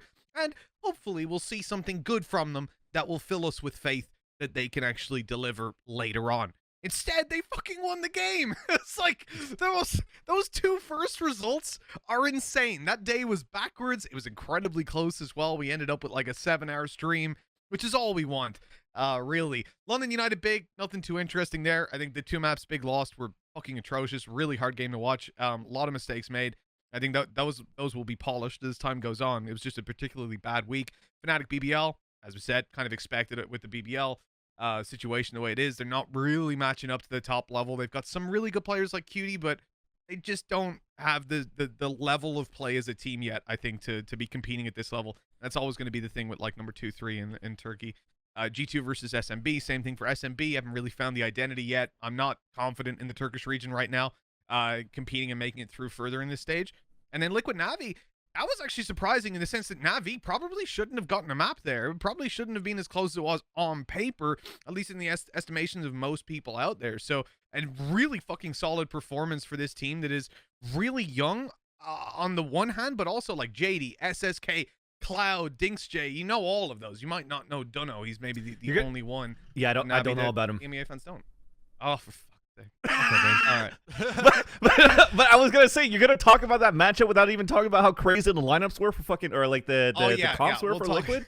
I mean, we are going to talk about a matchup. I mean, that's the whole fucking point of this damn segment. Where have you been the first half of the show? All right, fans, you got an hour to talk about your matchups. All right, I'll see you guys later. Right? I'll see you guys later. Rush me trying to give me a 1-minute fucking timer, aren't you? Hopefully Daniel's not gonna pull up another fucking Keen's record. I'm out of here. No time. He's got no time for the region. It's almost as if like the Canadian police were actually dragging him out of his house. I always knew you lived in a truck on the border. The habbies are coming for you, man. Yeah. It's all about the habs and have-nots, isn't it? All right, Acend versus Guild. So we get a rematch here. World champions Acend. You know, we're looking to see what this team shapes up like now into the new year. Guild people are very bullish about this team, and like I said, Mitch, people are hoping for at best a close map. Guild get off to a 9-round defense here. It ends up being extremely close. Both teams on defense looking confident. Bone cold on the Omen here, which is not something that we see a ton of in North America. Presumably, it's it's towards a Rams, a Heaven control there with Paranoia. But talk us through this map. Yeah, the Omen's certainly an interesting one. I think a lot of the time when you're picking that, it's gonna give you a lot of entry capability, but you have to react off the back of that immediately. Like, you don't have a secondary set of flashes to get you through. You don't have a lot of initiation after that Paranoia is used up. Sure, your smokes are going to be cycled, so that's probably like a lot of your early fights, and having CNED there on an operator as well gives Acend a lot to work with then in late round dueling. If you don't have that, oh shit, we don't have a Paranoia to entry. What do we have? Fucking CNED. That's a pretty good entry tool if ever I've seen one. So all in all, though, the thing that's been surprising to me is how many people are consistently surprised by defensive side splits. We've seen it for so long now, and I think that with comps changing and teams sort of figuring out where the meta is at right now, you're in a position where you're going to go back to what's comfortable, and that leaves us in a position where, yeah, split is again that defensive side of the map. Not quite a 3, but the reality is, if you win the pistol there, it is all of a sudden, a 7-5 half, and you're seeing it be defensive sided. I think if you win the pistol on attack, get 5 rounds, yeah, that's a fine old situation, but that's the same as a 9-3 with a pistol loss. What do you think about Acend not taking Viper on this map, right? I think they have a Sage instead. Their comp is just really weird to me as like a predominantly NA watcher. I know you talk about comfort and stuff like that, but I'd love to discuss like the theory behind how they set this up, because this is kind of old school. So it's very strange. I'm not sure if we have a graphic of the comps, because it'll help for people at home to see, even if we can just pause in game for them. But when you're looking at how things are being set up, having an Omen as your primary smoker is already weird. And we will mention a lot about the combinations you can have between an Astra and a Raze, which is what makes it almost even more peculiar. Guild are playing the Astra without the Raze, which is fine. Lots of people do that, and she's completely viable without it. It's just a nice little trick that tends to work out for you. But then Acend, they come in and they have Zeke playing on a Raze. They have him tearing it up on a Raze as normal, and yet they don't. They choose to go for this Omen instead. Honestly, it's not a pick that I'm a fan of. I don't think that he brings enough value, but then we come back to a very important and a very consistently overlooked thing, which is it's not necessarily fair to say that they should or shouldn't be playing an agent on a map as a general. Like, Omen does this for you on a map, right? Cool. But what does it do for Bone Cold? That it doesn't do for someone else. And if Bone Cold feels like he can maneuver around that map a little bit better with Omen, or that he gives his team more opportunities than with the likes of Brim, than with a Viper or something, fair enough. I will disagree with you. I if would you feel think that blind Omen's without better than Viper, Trailblazer, but personally. Like, I have no ability to get info early in a round. I can't just dog into, like, you know, a long on defense and try and find that out. Like, it feels I suppose you have some more flexibility in being able to reposition, I suppose, and having the smokes there. I mean, this is not an apples to apples comparison, but yeah, I just think it's very curious to see this particular variation, especially right now. Yeah. I do wonder, honestly, if it was a comfort thing, if they maybe weren't as set up for this map as they thought, but I find that very hard to believe. I suspect there's just a couple of setups that they have that they think are worthwhile. Maybe a few smokes that they can throw out that are one ways with Omen smokes that work right. I'm not 100% sure, but it was a curious one seeing that pick. Again, not a comp that I'm a fan of, but it worked, right? 13-11, just about edged out the victory. Yeah. Heartbreaker for Guild, and people were like, oh, okay, you know, they did well on in this first map, but you know, let's see how the rest of this series goes. So Split was at Acend pick. Guild obviously choose to play Breeze here. Safe has quite a good time on this map, safe to say. Obviously CNET is not playing the Jett, still does a heck of a lot of work here on the chamber though, and Guild win the pistol and get off to like a good defensive start here. This is obviously the last round though. I think the important thing with the agent select for Acend on this map is that they would, because it's really weird to see CNET not playing a Jett, especially on Breeze, with it being such an open map. But there's two things. Firstly, you'll consistently see defensive side CNET's going to have a lot of trouble using an op on a Jett because you're consistently playing against this A push, round in, round out, the wall down, push out to side. Every fucking team does it, and it's really hard to play against. You can play on the corner, but again, if they drone you out, if they push you back off the angle for a couple seconds, you're now locked out and you're having to fight in on retake, which, you know, CNET is a much more aggressive opper. He likes to get in your face, and I feel like the way teams play Breeze in general means that if he goes in for it, he's going to be punished a lot more often than he would on other maps, purely because defaulting is nowhere near as common on this map as playing like 3 or 4 players coagulated on one of the extremities to take those fights that CNET would often be looking for. The other thing is mid, which you'll see him play throughout, but I think that the fact that, you know, if they decide not to play mid, CNET's almost like discounted, gives him the extra role play of a chamber. That's why he moves over to it. Being able to hold down your B main, for example, it hastens your rotations, not just because obviously he has anchors that he can use to rotate, but also because he has the ability to have a player on B, a Viper, sit down and spawn, for example. You could have a poison orb in the choke point. You're detecting them as they walk through. When you get the info, poison orb up, snake bite in. You're defending the site now. The old icebox strats with the rotating pivot of exactly. Viper. So now you all of a sudden, when the problem's a Breeze, it's so big, so much ground to cover. Rotations take so long. Well, not anymore, because you can shift your defense in either direction as you want and plug up those gaps. You don't have to play tube every round because you've got your little trap down. It's fun. I really like Chamber on this map. I think, look, he's an info opper in a way, right? CNED's a great duelist, and then he can have a bunch of information, a bunch of map control for his team without even peeking. It's unbelievable. So I really like that pick. That said, you know, Guild were ready for it, and this is a map that they chose, so they're coming in. Listen, there's nothing CNED was doing here with a chamber that Guild won't have seen in scrims, and I think that was ultimately the problem. It's good, and it allows you to have a lot of impact on the map, but if your opponents are ready for it, if they've got those shock darts ready to take down your util, if they're going to play the early pressure on the map and then fight in, well, now CNED also loses some of his aggression by not being able to play that Jett, by not being able to go through that wall on A and dash out, and then the trade-off is sort of called into question a little bit more, I suppose. Okay, yeah, sure thing. I mean, I thought the Fracture game was kind of interesting. It was like the double duelist comp for Guild, right? Because they had the Raze, but they also had Jett on this map. It means they forego Viper, if I'm not mistaken. They obviously, yeah, it's another chamber game here for CNED. This was a big capitulation for Acend here, and maybe a slightly worrying sign, perhaps, for, you know, fans of this team who expect them to still be, you know, best in the world, because this was well, it's just not a great showing, really. Guild all over him here. Defensively, Acend got staved off, you know, every round after the pistol in that second round. Yeah, I mean, look, on the attack side on this map, teams can definitely run into a brick wall. It can feel tough. The thing is, I feel like for the most part. When we started on Fracture, it was the defensive side team sucked at because you just get overwhelmed, right? Once you get to grips with it, and once you really have the rhythm of it down, I suppose, well, you can catch teams off guard. And I think Guild were very prepared for this map coming in. I don't doubt that Acend were as well, but the value of Starzo on Jett, of CNED on Chamber, like, you have a lot of early pick potential there, a lot of map control as well. You know, Bone Cold playing a Brimstone, that's going to come back later, the conversation of Brim on this map. And just take a look at how it went for Bone Cold, one of the best Brimstone players in the world. This is a hard map to play both him on and in general for Acend. I think they tried something very new here. They took out a lot of new avenues that have really blown up in their face. What do you want out of the Brim on this map? Because by the way, I just want to point out that Bone Cold is involved in as many first kill, first death scenarios as I think his duelist. I gotta be so happy for fucking Coldamenta, man.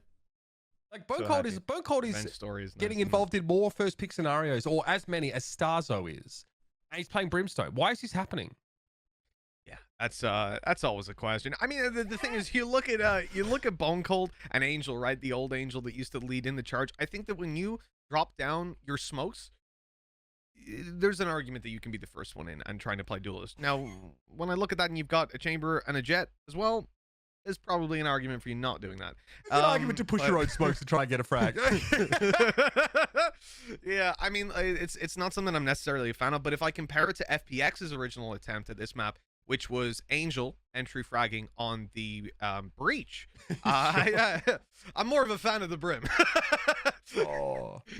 I didn't see this map, so I'm scoreboard Stevening, and I'm looking at watching a utility support player with 8 first kill, first death interactions, as many as his fucking Jett player. And I'm asking myself, you know, is that because he's like playing solo on a site or like on a part of the map? They played attack, right? Most of that was attack. They only played 5 rounds on defense. I'm sorry, then I have nothing. I have nothing, right? Yeah, you were trying to be nice for a second, but no, there's not many ways to paint this in a pretty light. Yeah, I mean, it's weird. I do think, yeah, if you're playing low buy, if you're running out of smokes, like, once that utility's gone, you're duelist. But that's the same for everybody. That's why we see Astras have so much impact, and why we see so many. I suppose especially recently, we've seen Astras rocket to the top of scoreboards. And it is same as we've seen many times in the past with old comps, that you just you have to shoot people in the head at the end of the day. You know, you can't sit down and say, I'm playing this agent, therefore I can't get kills. But wow, 3 to 15, 6 to 12 for Zeke, Killaz 6 to 15. This isn't somewhere I'll shit too much on Bone Cold in particular. I think the entirety of Ascend got ruined. I feel you're playing like Molly Pulse Plants as much as you can, because other comps where I see Fracture play a Brimstone. He's not playing post plant because he fucking dies first every round. Fracture. What? You're playing post plant, homie. That's true. He died first in almost half the rounds. Six occasions. Yeah. Tough to play post plan. Yeah, you're right. You haven't even got the sage runs for that argument, actually. Was he just stimming himself and fucking March of the Valkyries just Unless out of he his died own first smoke? on 5v5 retakes, I don't fucking know. Well, Okay. that's All right. So, Mitch, how much do you want to talk about his Fnatic BBL matchup? as little as possible would be my preference. Look, I'm going to run the B-roll back to back then, and you can just talk over that, and then we can move on. That. All right. Yeah, I think this match for me was pretty poor. The first map was boring as shit. Second map was a little bit closer. A lot of that down to Cutie. This guy Kushner X. He is really good. I can't remember exactly. For some reason, my brain doesn't store these figures. But he's a very young player. I know. And someone that, you know, I knew the entirety of the BBL team. We've seen these guys compete across EMEA, across EU, Pora. For example, who really didn't have a good showing and really hasn't so far with this BBL roster, but he was one of the best lurkers that we had, like rivaling Nats in terms of the impact he was having at an EMEA and EU level. And certainly with the prestige he had as a player, hasn't really found his footing on this team yet, but we discussed it on the Rawcast. There's a lot of different reasons that can happen. You know, you got to really warm, like, especially as a lurker. First of all, I think lurking is becoming far more difficult to do now. With the agents that we have, you have a chamber, you have, like, there's just so much containment that teams, you'll find it. I never want to. I never wanted to see this round again. Oh, Yeah. So Yeah. let me. All right, I've been very nice so far, right? I've said it was a good game. It was Yes, well, I yes. didn't say it was a good game. I said it was a shit game. But the second map was all right. It was 13-10. It was closer. Cutie had a couple really good rounds. Didn't The they not reality defuse a round? is they lost a round because I'm not going to say who I think it was because I don't want to besmirch their name, but someone started a defuse for about, I would say, 3/4 of a second, and then stopped it, and then went back on it, and then it blew up. Oh. And it was like 0.2 of a second. It would easily have been diffused if it was held. Now, It's like one of I those am- win moments from Gen G back then on Acend as well. now my assumption is that was fat finger, right? Yeah. Table shook, keyboard fell. I don't know, but the little clamps on the back of your keyboard, maybe it folded up just enough that it took his finger off. I don't know. Whatever happened.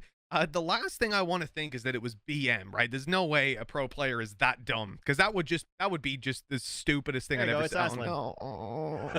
Aslan.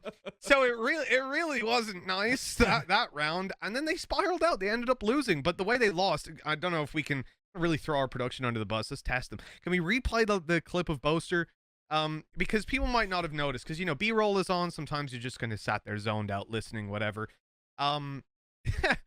He fucking 1v4'd without doing anything. He just flashed through a cosmic divide, and for some reason, and I mean that reason for me highlighted the issues that BBL were having the entire map, or highlighted what it felt like the issues were that they were having the whole map, which was that it was just fucking chaos, man. Like, there were people not defusing spikes. There were constant scenarios where the coordination was slightly off, and it just didn't feel like what we know as Turkish Valorant. I think this is an underprepared roster. Whether they've had the right amount of time to prepare or not, I don't care. They've not come in with the right level, that's for sure.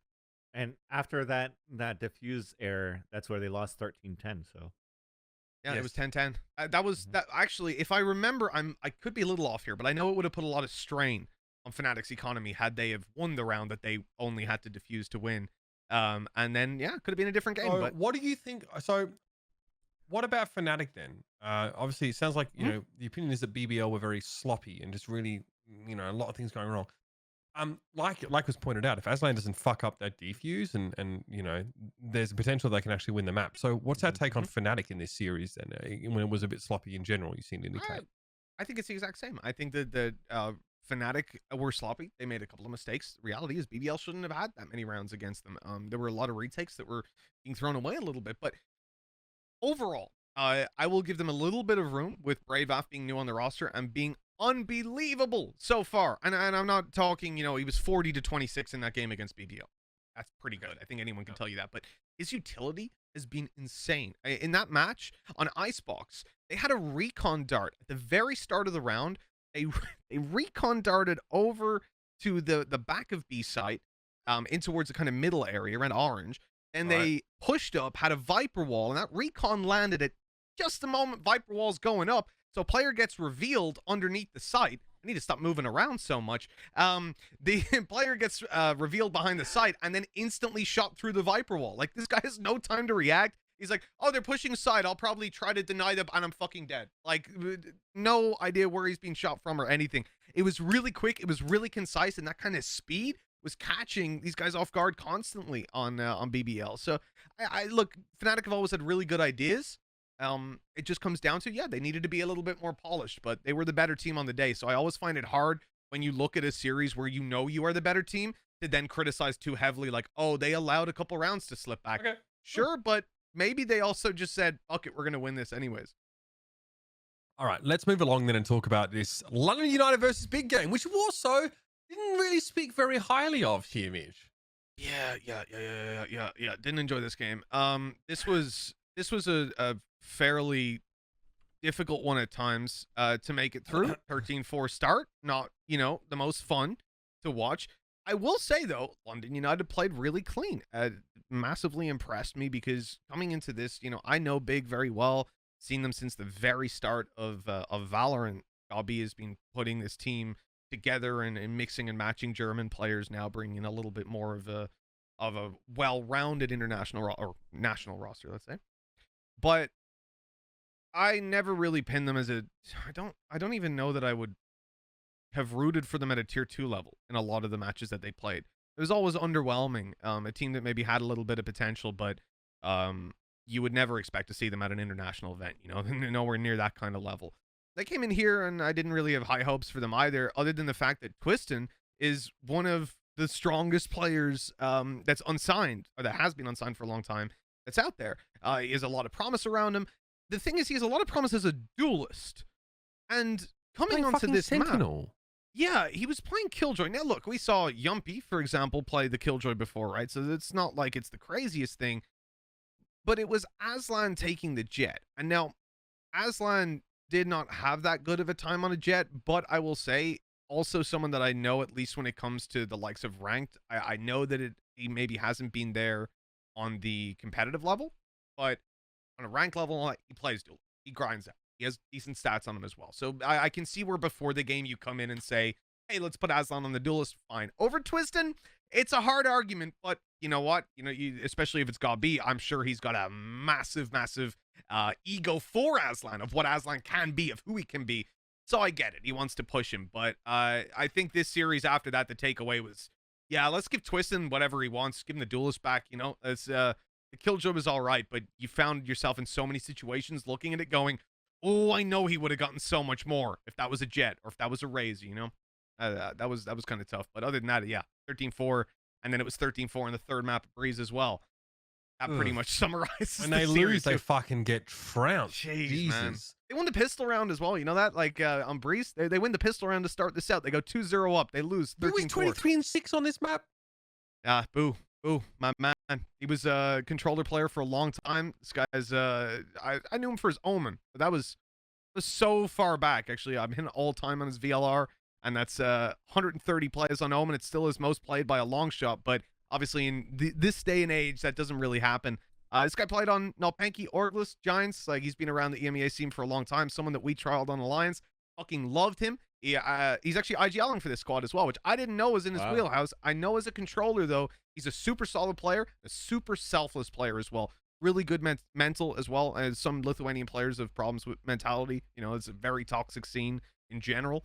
But yeah, he's a fucking great guy. But I did not know he was this good. Like, I started out this series being like, oh, I can't wait to see Boo. Boo will be good. And then he did this. I was like, no, Boo's cheating. This is not.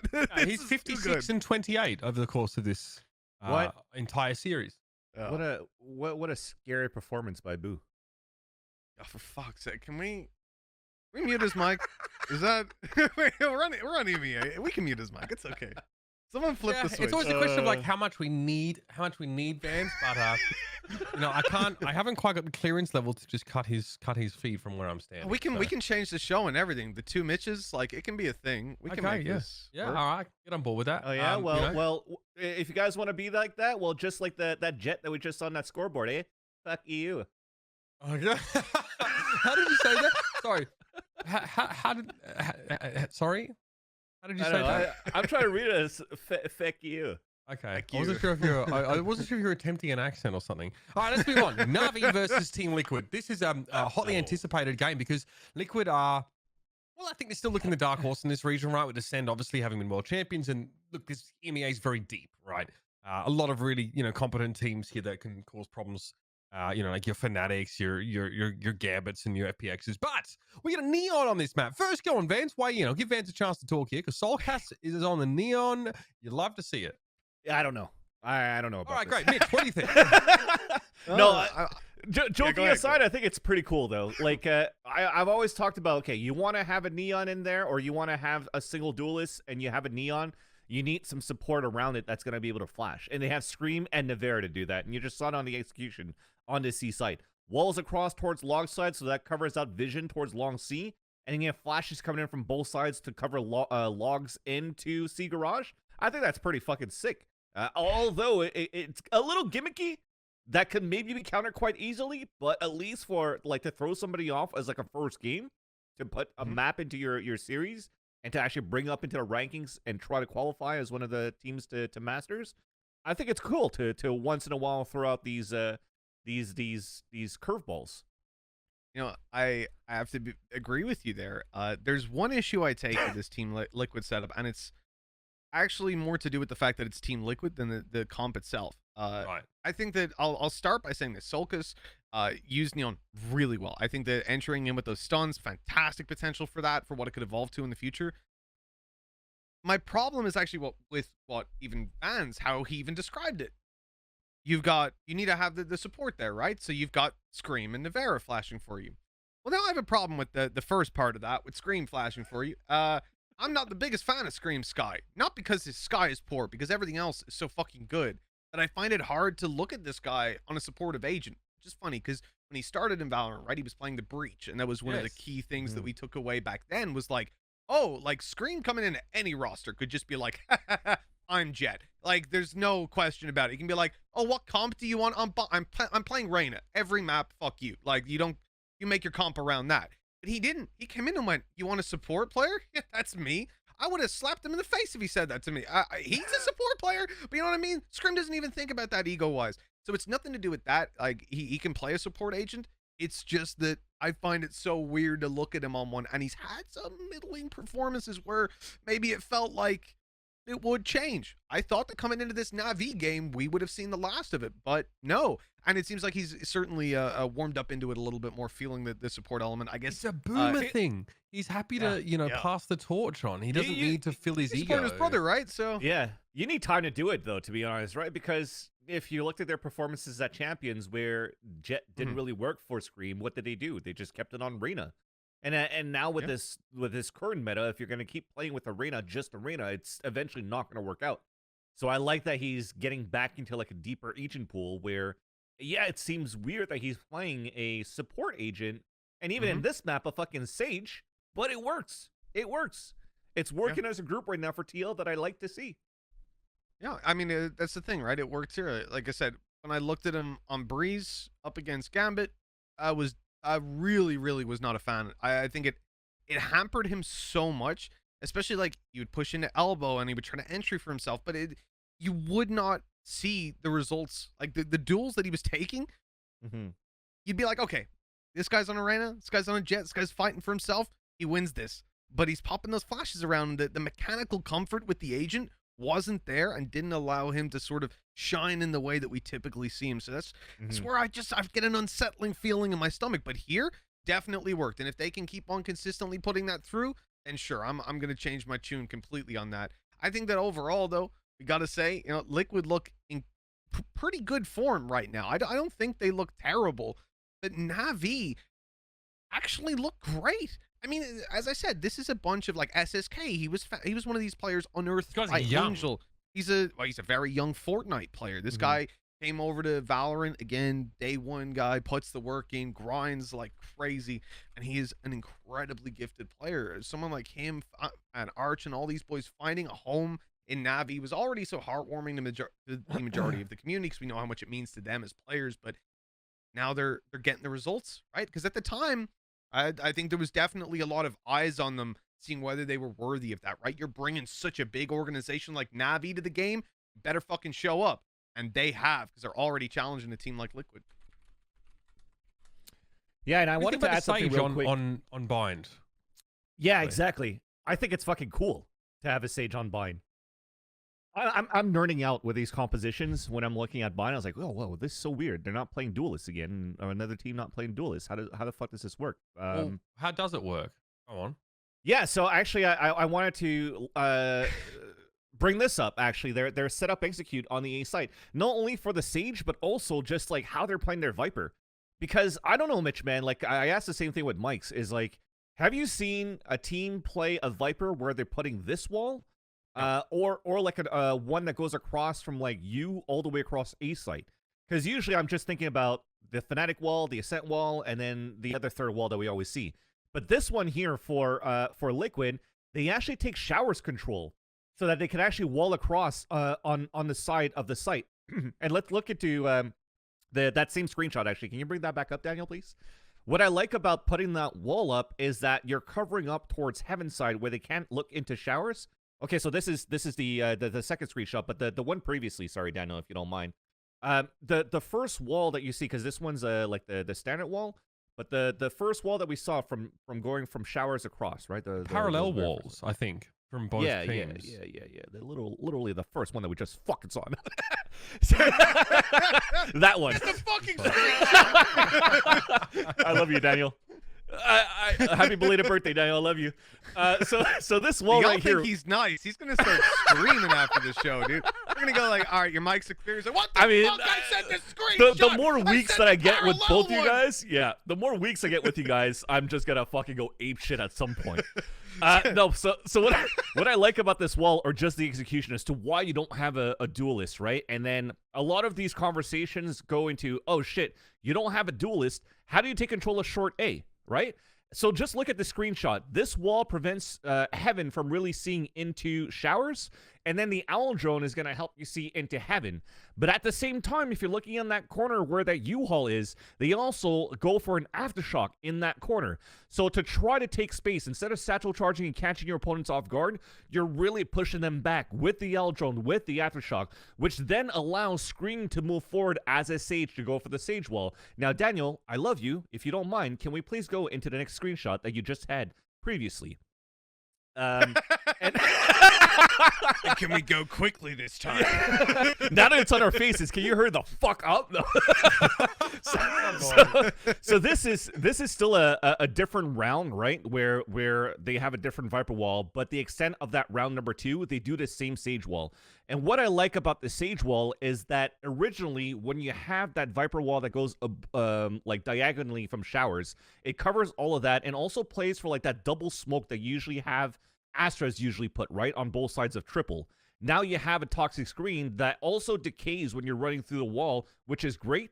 But one thing that's cool about this wall is that you're also allowing your showers pressure to stay in showers and not be useless, because they don't have to wait for a wall to break or a wall to thaw up. They could actually set up a great crossfire with your teammates from U-Haul and also from short A. This is a great pinch maneuver. And not only that, is that the wall that's set up this way for a Sage wall, and you're planning right behind that wall, look at the layers of defense that you actually have to be able to prevent yourself from getting spammed from, let's say, triple when you're actually trying to go for a plant. Because I actually have a third screenshot. I don't know if you guys have that. You can't get spammed. It's the same concept as the tube wall on Icebox. Correct. It's really hard to break because it's actually facing you, sort of. Exactly. And then the last screenshot about it too is that not only it defends you very well from a plant, but when it comes down to the retake plays on the attack, look at how far you actually have to swing out to actually try to get your planner down in that area. So you're going to be fully exposed from you. You're going to be fully exposed from short. They could double swing you from short and from towels, and you're just out in the open while the other one's still defended while diffusing. Like, you don't have to cover your plant really, and you're putting yourself in vulnerable positions on a retake on defense. It's just a slight little change like that. It's very nerdy, but that I love. Exactly. You're also exposed from showers if you still have showers control. Actually, in this very round, they did exactly that, but you could already see that. Actually, no, Link is still alive. I saw an X there. I thought that Link was dead. Yumpy's dead, I think. Yeah, right? That's it. Yeah, so I think it still works very well because you still have pressure towards showers anyways. So the setup in itself and the nerdiness of the execute that Liquid came up with is fucking cool. Because also when you look at the conversation with Bacon and Squiggy, Slicky, yeah, I'm talking too much now. Oh, Squiggy, I love you. Squiggy. Sliggy and Bacon, they were also saying, look, a lot of this strat right now is not only on us. It was the players that came up with this to be like, hey, we want to try this out, and they made it work. And I thought that was pretty cool. Yes, they still lost the round on the on bind, but overall, I just thought it was really fucking cool. Yeah, look at that execution. Look at it. Look at that flash on top. Look at that. Look how it defends you, man. It's so sick. And it makes the scaling up with that is really well done here for a Liquid here. Well, I think Sorry, no, go ahead. I was exactly. Cloud doesn't find that headshot. I think this round goes very differently. If he doesn't find a kill and actually get to like play back, but yeah. Yep.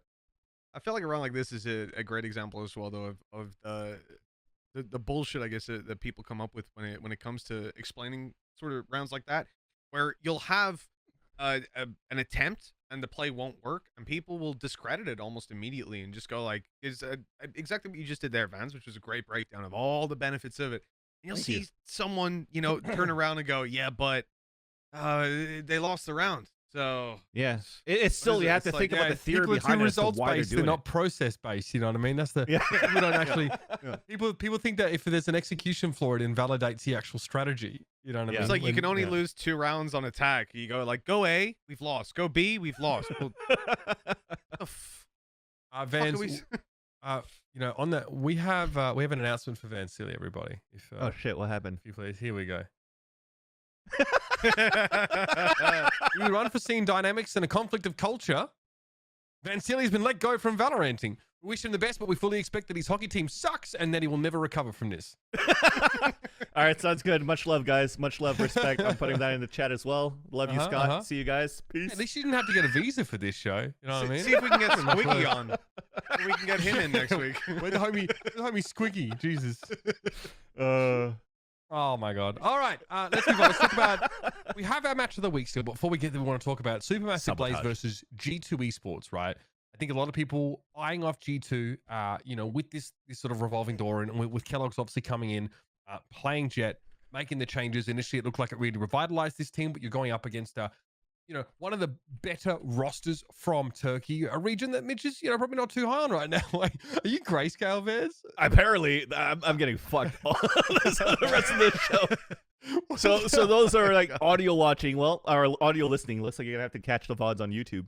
Yeah, they grayscaled Vaz like he actually was deceased, which is quite funny. like in GTA when you get wasted when you die. Yeah. That's quite funny. Okay, so let's talk about it then. We start on split here between G2 and Supermassive Blaze. You know, again, I think this is, people are expecting this to, you know, be a somewhat competitive series. You know, we see Supermassive Blaze start to show a little bit of, I don't know, something. We actually get the, we have the Sage here on split, but also, again, it's another Omen split composition for G2. Yeah, let me paint the picture right away. Like the Omen, I don't get it. I don't understand why it's being so consistently picked by teams.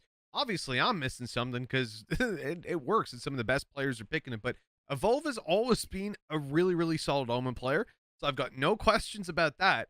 What I can't wrap my head around is that he was sick, still is sick on an Astra, and you know he's playing it on the other maps as well. So there's something, boys, that I need to go and get to the bottom of as to what the hell is going on, because I figured it was just a couple of goofy picks here and there, but and maybe playing around paranoia to initiate. But then as time moves on, I'm seeing other regions do it as well. So evidently there's something else. But one thing to take away from this map straight away from Split, Izzy, Turkish Jett.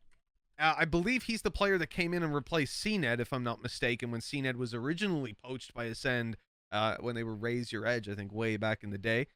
Before that was an interesting story. I don't know if you guys know this. You know Ascend's old name? Thing? Yeah, it was a poker. They were poker related, so we had to change their name. They were Raze Your Edge. Then they were told you can't be that. You have to be Rye. Then eventually it was like, oh, well, the Rye thing is a poker gambling website, so they had to change their name again. And we ended up with a qualified team being a different name. And for like months in stage 1, people were just, where's Ascend?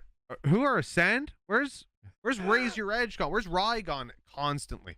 It was it was a fun time. But yeah, I think Izzy, he's always been a solid Opera, always been a solid Jett, and he's making it work there on Split, even though things didn't really go their way. Another round, another time where we see the defensive side of Split be a shutout. It's unbelievable how one-sided some of these habs have been on Split recently.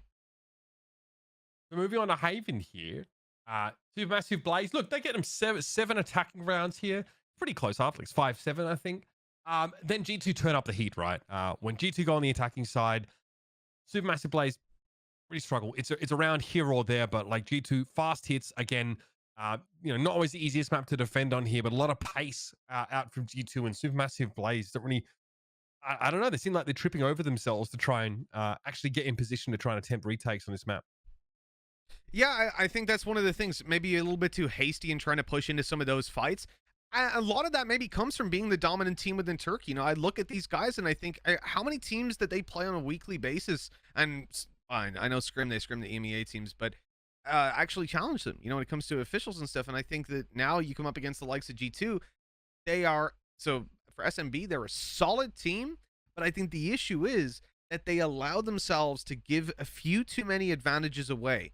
And the thing is, they'll notice it almost immediately. I don't see them throw rounds. I don't see them, not diffuse spikes. But the thing is, when it comes to like retakes, when it comes to situations where G2 are freezing and holding it around and waiting or about to make that exec in with utility, SMB get that little bit itchy. They want to go forward. They want to take those fights. And that's where someone like Nukia just grabs them every single time. Slow defaulty attack into hard execs with a breach, and then Sova utility backside to clear coming out of Nukia. And G2 had sites or had rounds, early advantages every single time. It was it was a really tough thing to watch for SMB. Supermassive afraid or trying to avoid playing a retake scenario? Is that just like a reality that they don't want to deal with? Do they want to like win defensive trades and just, like choke out momentum? Yeah, I think a lot of it comes down to the fact that, like, if they can one-to-one trade, typically they're going to get more than that. Whereas with these teams, the discipline and the skill level is there that you don't get to come out with bravado and swing on these guys unless you're someone like Izzy and you've got a dash. You need an escape or you need some support there.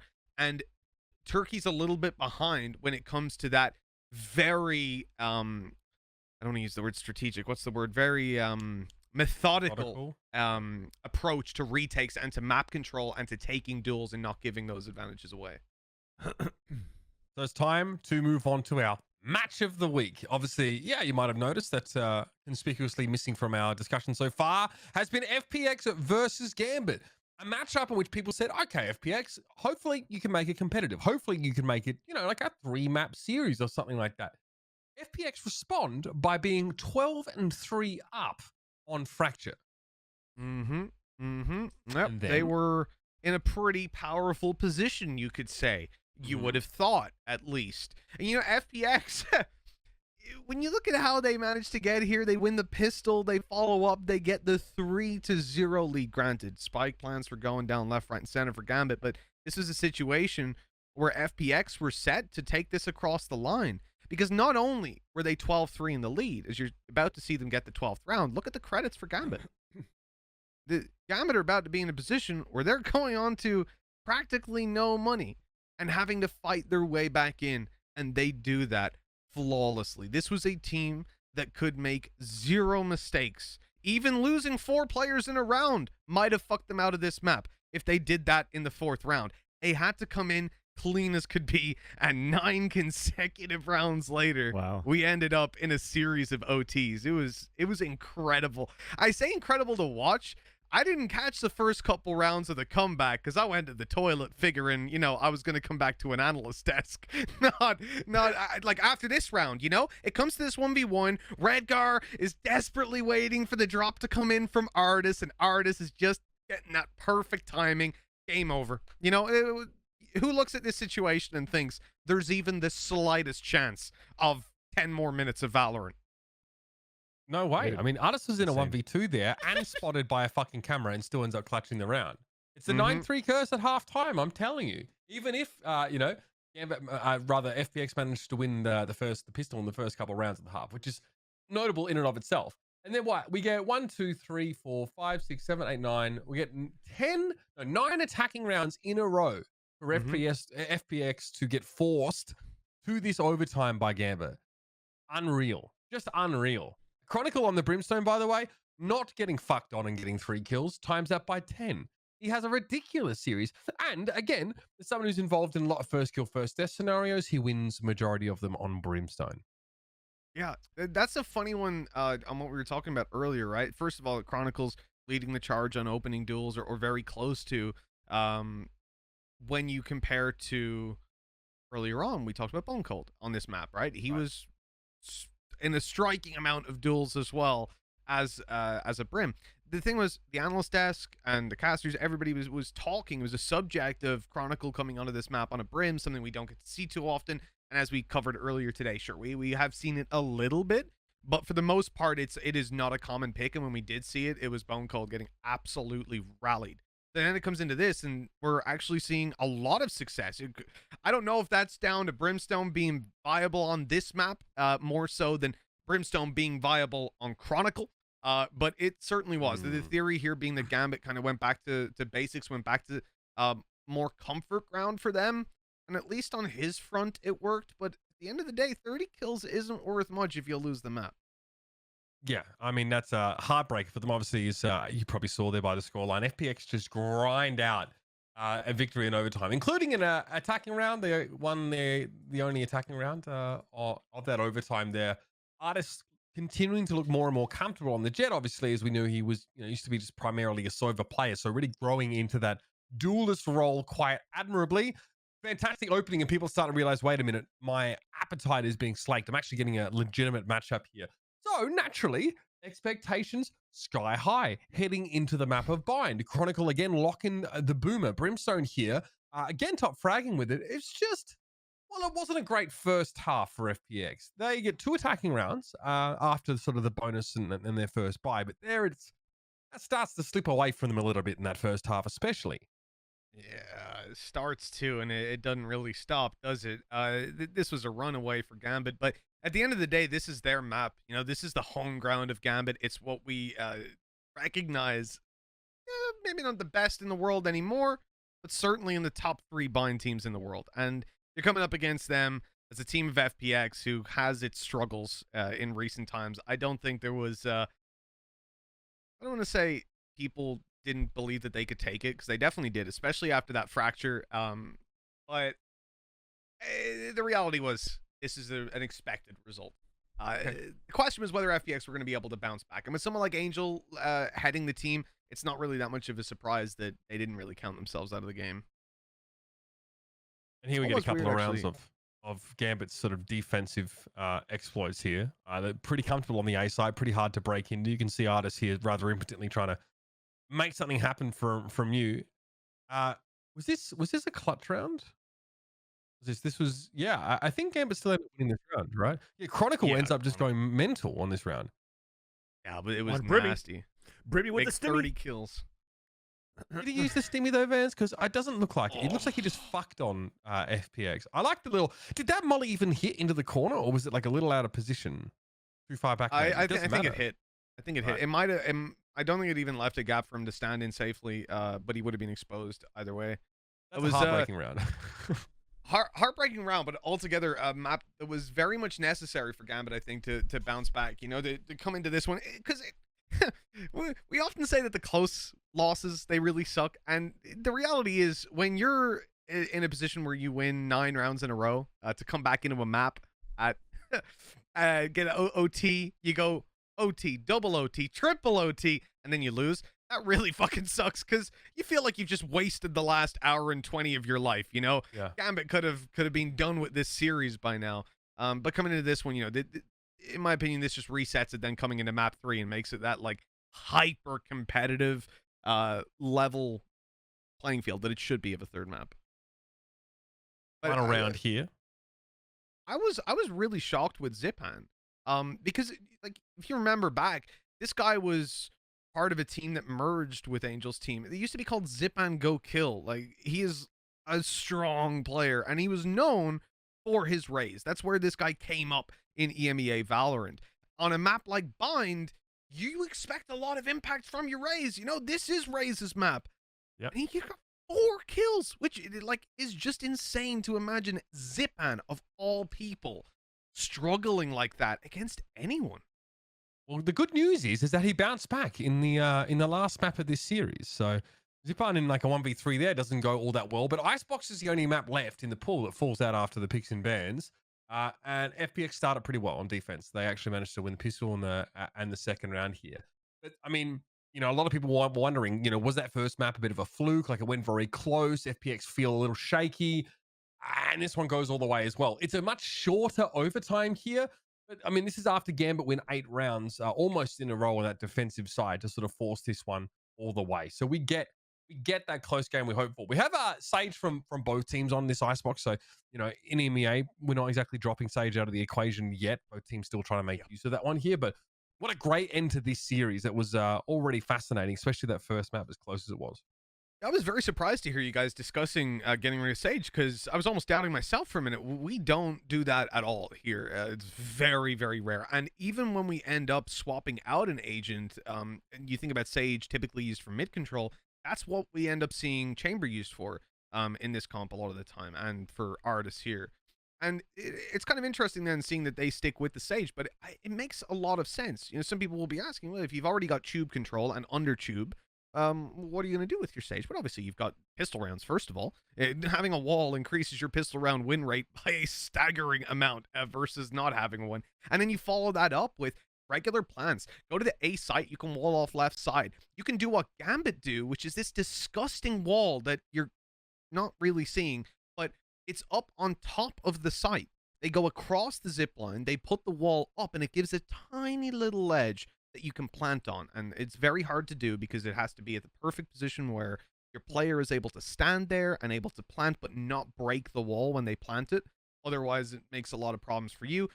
One of the benefits of it being that you plant up on top of the site, scot-free, because the wall covers you, no one can spam you, and then you can leave, right? And they can't wall you off. But actually, we've seen now people just wall the middle platform, so that when you're back on heaven looking, you just see an ice wall and you can't shoot the diffuser. You can still be shot from the side and from mid, though, and so it opens up a whole bunch of possibilities. It's a whole new world, really, when it comes to attacking and defending that site.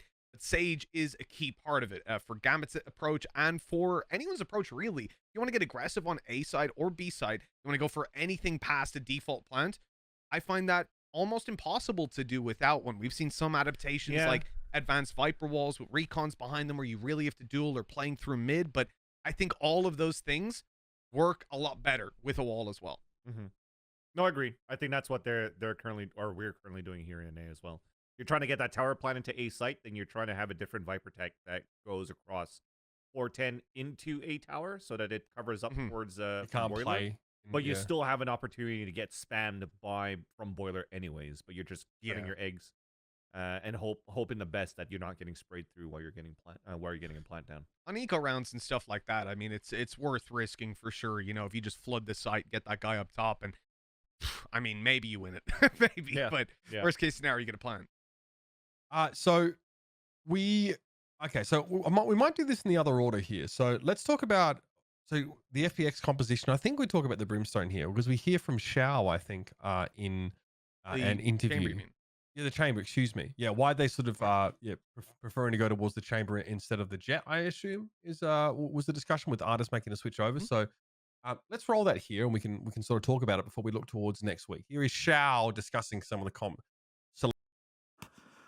As you see, we had the same comp with Gambit, but we had only one different. It's Chamber in our comp to be more consistent on defense, to cover middle side, middle lurks.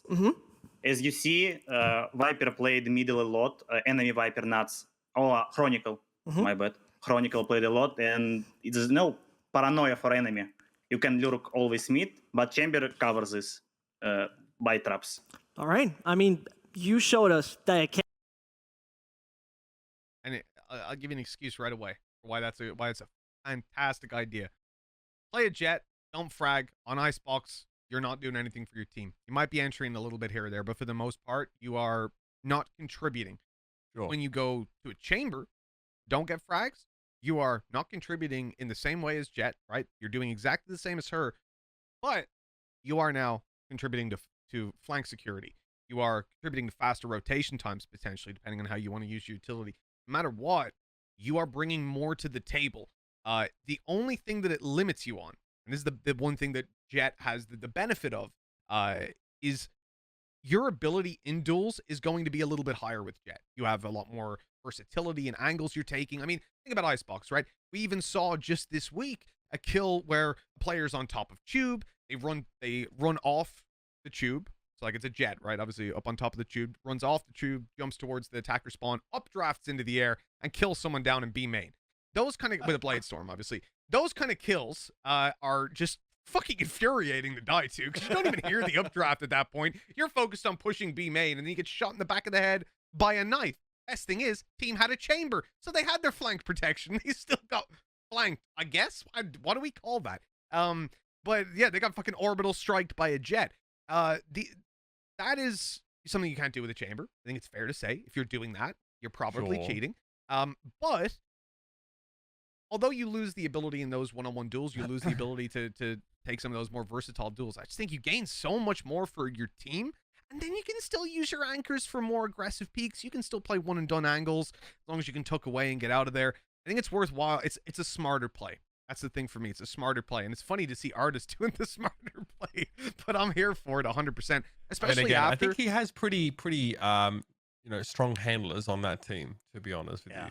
Yeah, that is true. I don't think Angel's going to give him too much slack on that. But I'll say it's a tough decision to make to put a player like Artis off of a Jett on a map like Icebox onto a Chamber.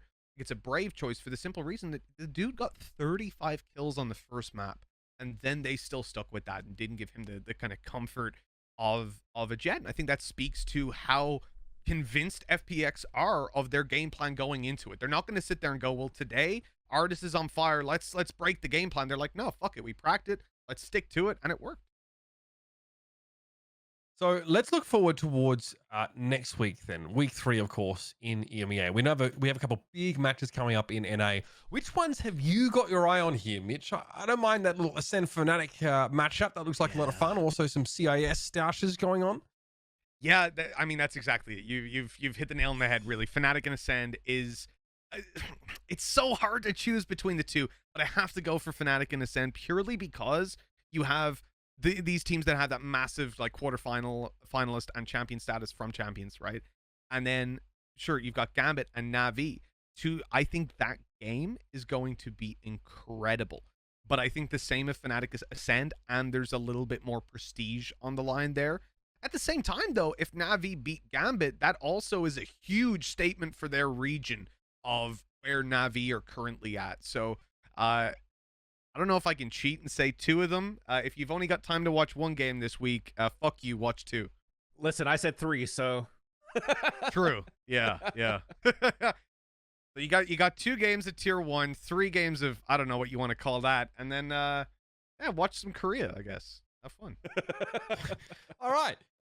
Well, let us now start to indulge in the greatest export that North American Valorant can boast. It's fucking drama and inexplicable, bizarre decision making by their organizations. Let us now talk about this 100 Thieves roster blow up. In case you didn't know, 100 Thieves was it the same day? Not long after their loss to the Guard, which involved, of course, a 0-13 Acend result, playing no fucking duelists. They have decided to cut BabyJ and Ec1s from the roster. This is, of course, after. I mean, this was yesterday. Yeah, so this is, of course, after these two had just been brought on the team fairly recently. BabyJ obviously had a stint on FaZe Clan, was brought to this team, and Ec1s was brought across the ocean from, I guess, was no poaching at the time, to join this team. Obviously, he needed a visa, needed all that stuff. They relocated him to the United States. Bear in mind, 100 Thieves had auto-qualified to play in Challengers. So they didn't have to play through the open qualifiers at all. They had a straight shot. So they had a decent amount of time, but didn't have the qualifiers for Challengers as sort of the officials to practice in, but they also didn't have that huge risk of not making it like fucking T1. They didn't compete, this team. They didn't compete in any tier 2 events. We didn't see them in any, as far as I recall, no NSGs, no Knights, no nothing. Okay. So let's go through the facts, then we can sort of discuss it here a little bit here. I think we have a space to give our thoughts. Well, let's go with the facts first. Mm-hmm. So obviously there are those tweets. Ec1s obviously responds to this as well. He sort of makes his opinion known. We can just basically, I think, go through all of the not evidence, but just the material from this. So Ec1s is pretty, I don't know, I think he's pretty accepting about the whole thing. He's saying it's disappointing outcome, but it was needed. He says our chemistry in the server was lacking, and it's better to confront that and move on. I love all the players and wish them the best as they continue on their journey this season, time to reflect on the past and improve. This is obviously Ec1s, who was, on that Fish 123 project that became Liquid and, was quite known as an IGL. Was he not on NIP for a stint? When Existence couldn't play anymore? Or Kuka? Right, yeah. So filled in an NIP for a time, a team that had its own sort of slew of troubles. And then was on a mixed team. I think, was he on a team with like Chak and stuff like that? And then No Poach had some players that got poached, ironically enough. And then he got brought over here. So he's pretty measured about it. BabyJ has a slightly different slant on the situation. He says on Twitter, feels like my dream just got stripped from my hands. I'll never let these decisions get to me, though. I know what I'm capable of, and I can't wait to show it with a team willing to invest in me. And of course, one quickly, Frost, of course, Mr. Hector Rosario. I guess he was previously coaching this team, and I think Jovi got.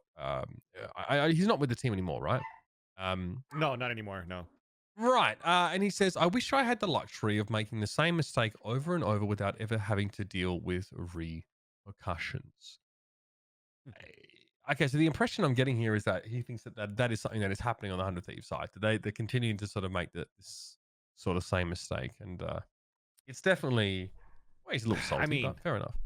It kind of feels like it that way, right? If you're looking at the results, you're looking at these consistent changes with everything that's been going on a high level, like overarching in. First time you absorb all this, is like, well, fuck, what the fuck's going on with management?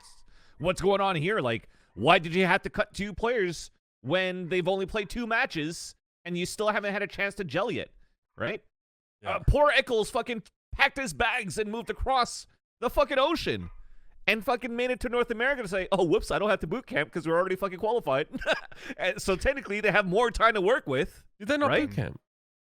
He flew in, like, so they were working on his visa for the longest time.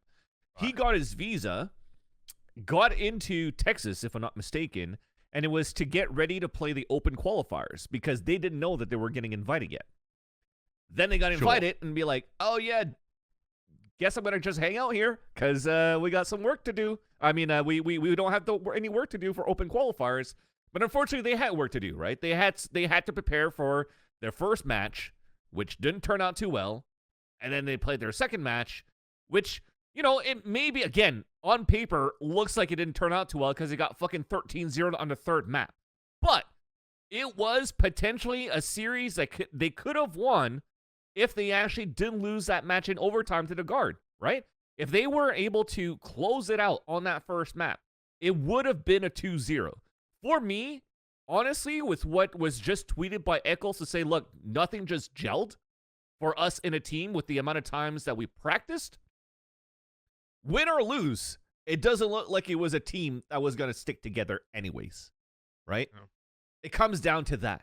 So, yeah, cool. It could have been like, we made it to quarterfinals, we made it to semifinals or whatever, like just getting out of groups, and they lose quarterfinals. That team would have potentially not be together right after. I feel that right now, with the players understanding that, okay, this is not a best fit for us, and we potentially have these 2 players that are available with Bang and jcStani that could play for us, maybe that's going to be the best fit based on everything that's going on within the roster right now. I guess what I'm trying to understand is how the team is only understanding maybe there's a chemistry issue now. Like, don't you think it's better if they're able to actually ascertain this prior? Is there no way that they can do this? Can they not just compete in this tier 2 stuff and actually start to get a feel for, playing under match conditions? Honestly, they can. Probably the org feels that way as well, but potentially not the players at this point too. Because now you're getting to a point that's super drastic here. They've lost their series. Who did they drop? They dropped an IGL and they dropped BabyJ that has been playing a Sentinel very well in the past for FaZe and did his job. It's set in stone that he's a good Sentinel player, right? What's happening with the 100 Thieves roster now? Hiko is not going to be playing Sova anymore, apparently. It's going to be hanging up the bow. Yeah, it's going to be Ethan. So if it's obvious right now that for 100 Thieves, they want to work around the core of these 3 players of Asuna, Hiko, and Ethan, right? Those 3 potentially are not going to change. They just have to find the right 2 players to fit into that. So now with so many months that have gone by with wanting to keep Asuna as a duelist, and going with the whole, okay, Hiko's not being able to put numbers up.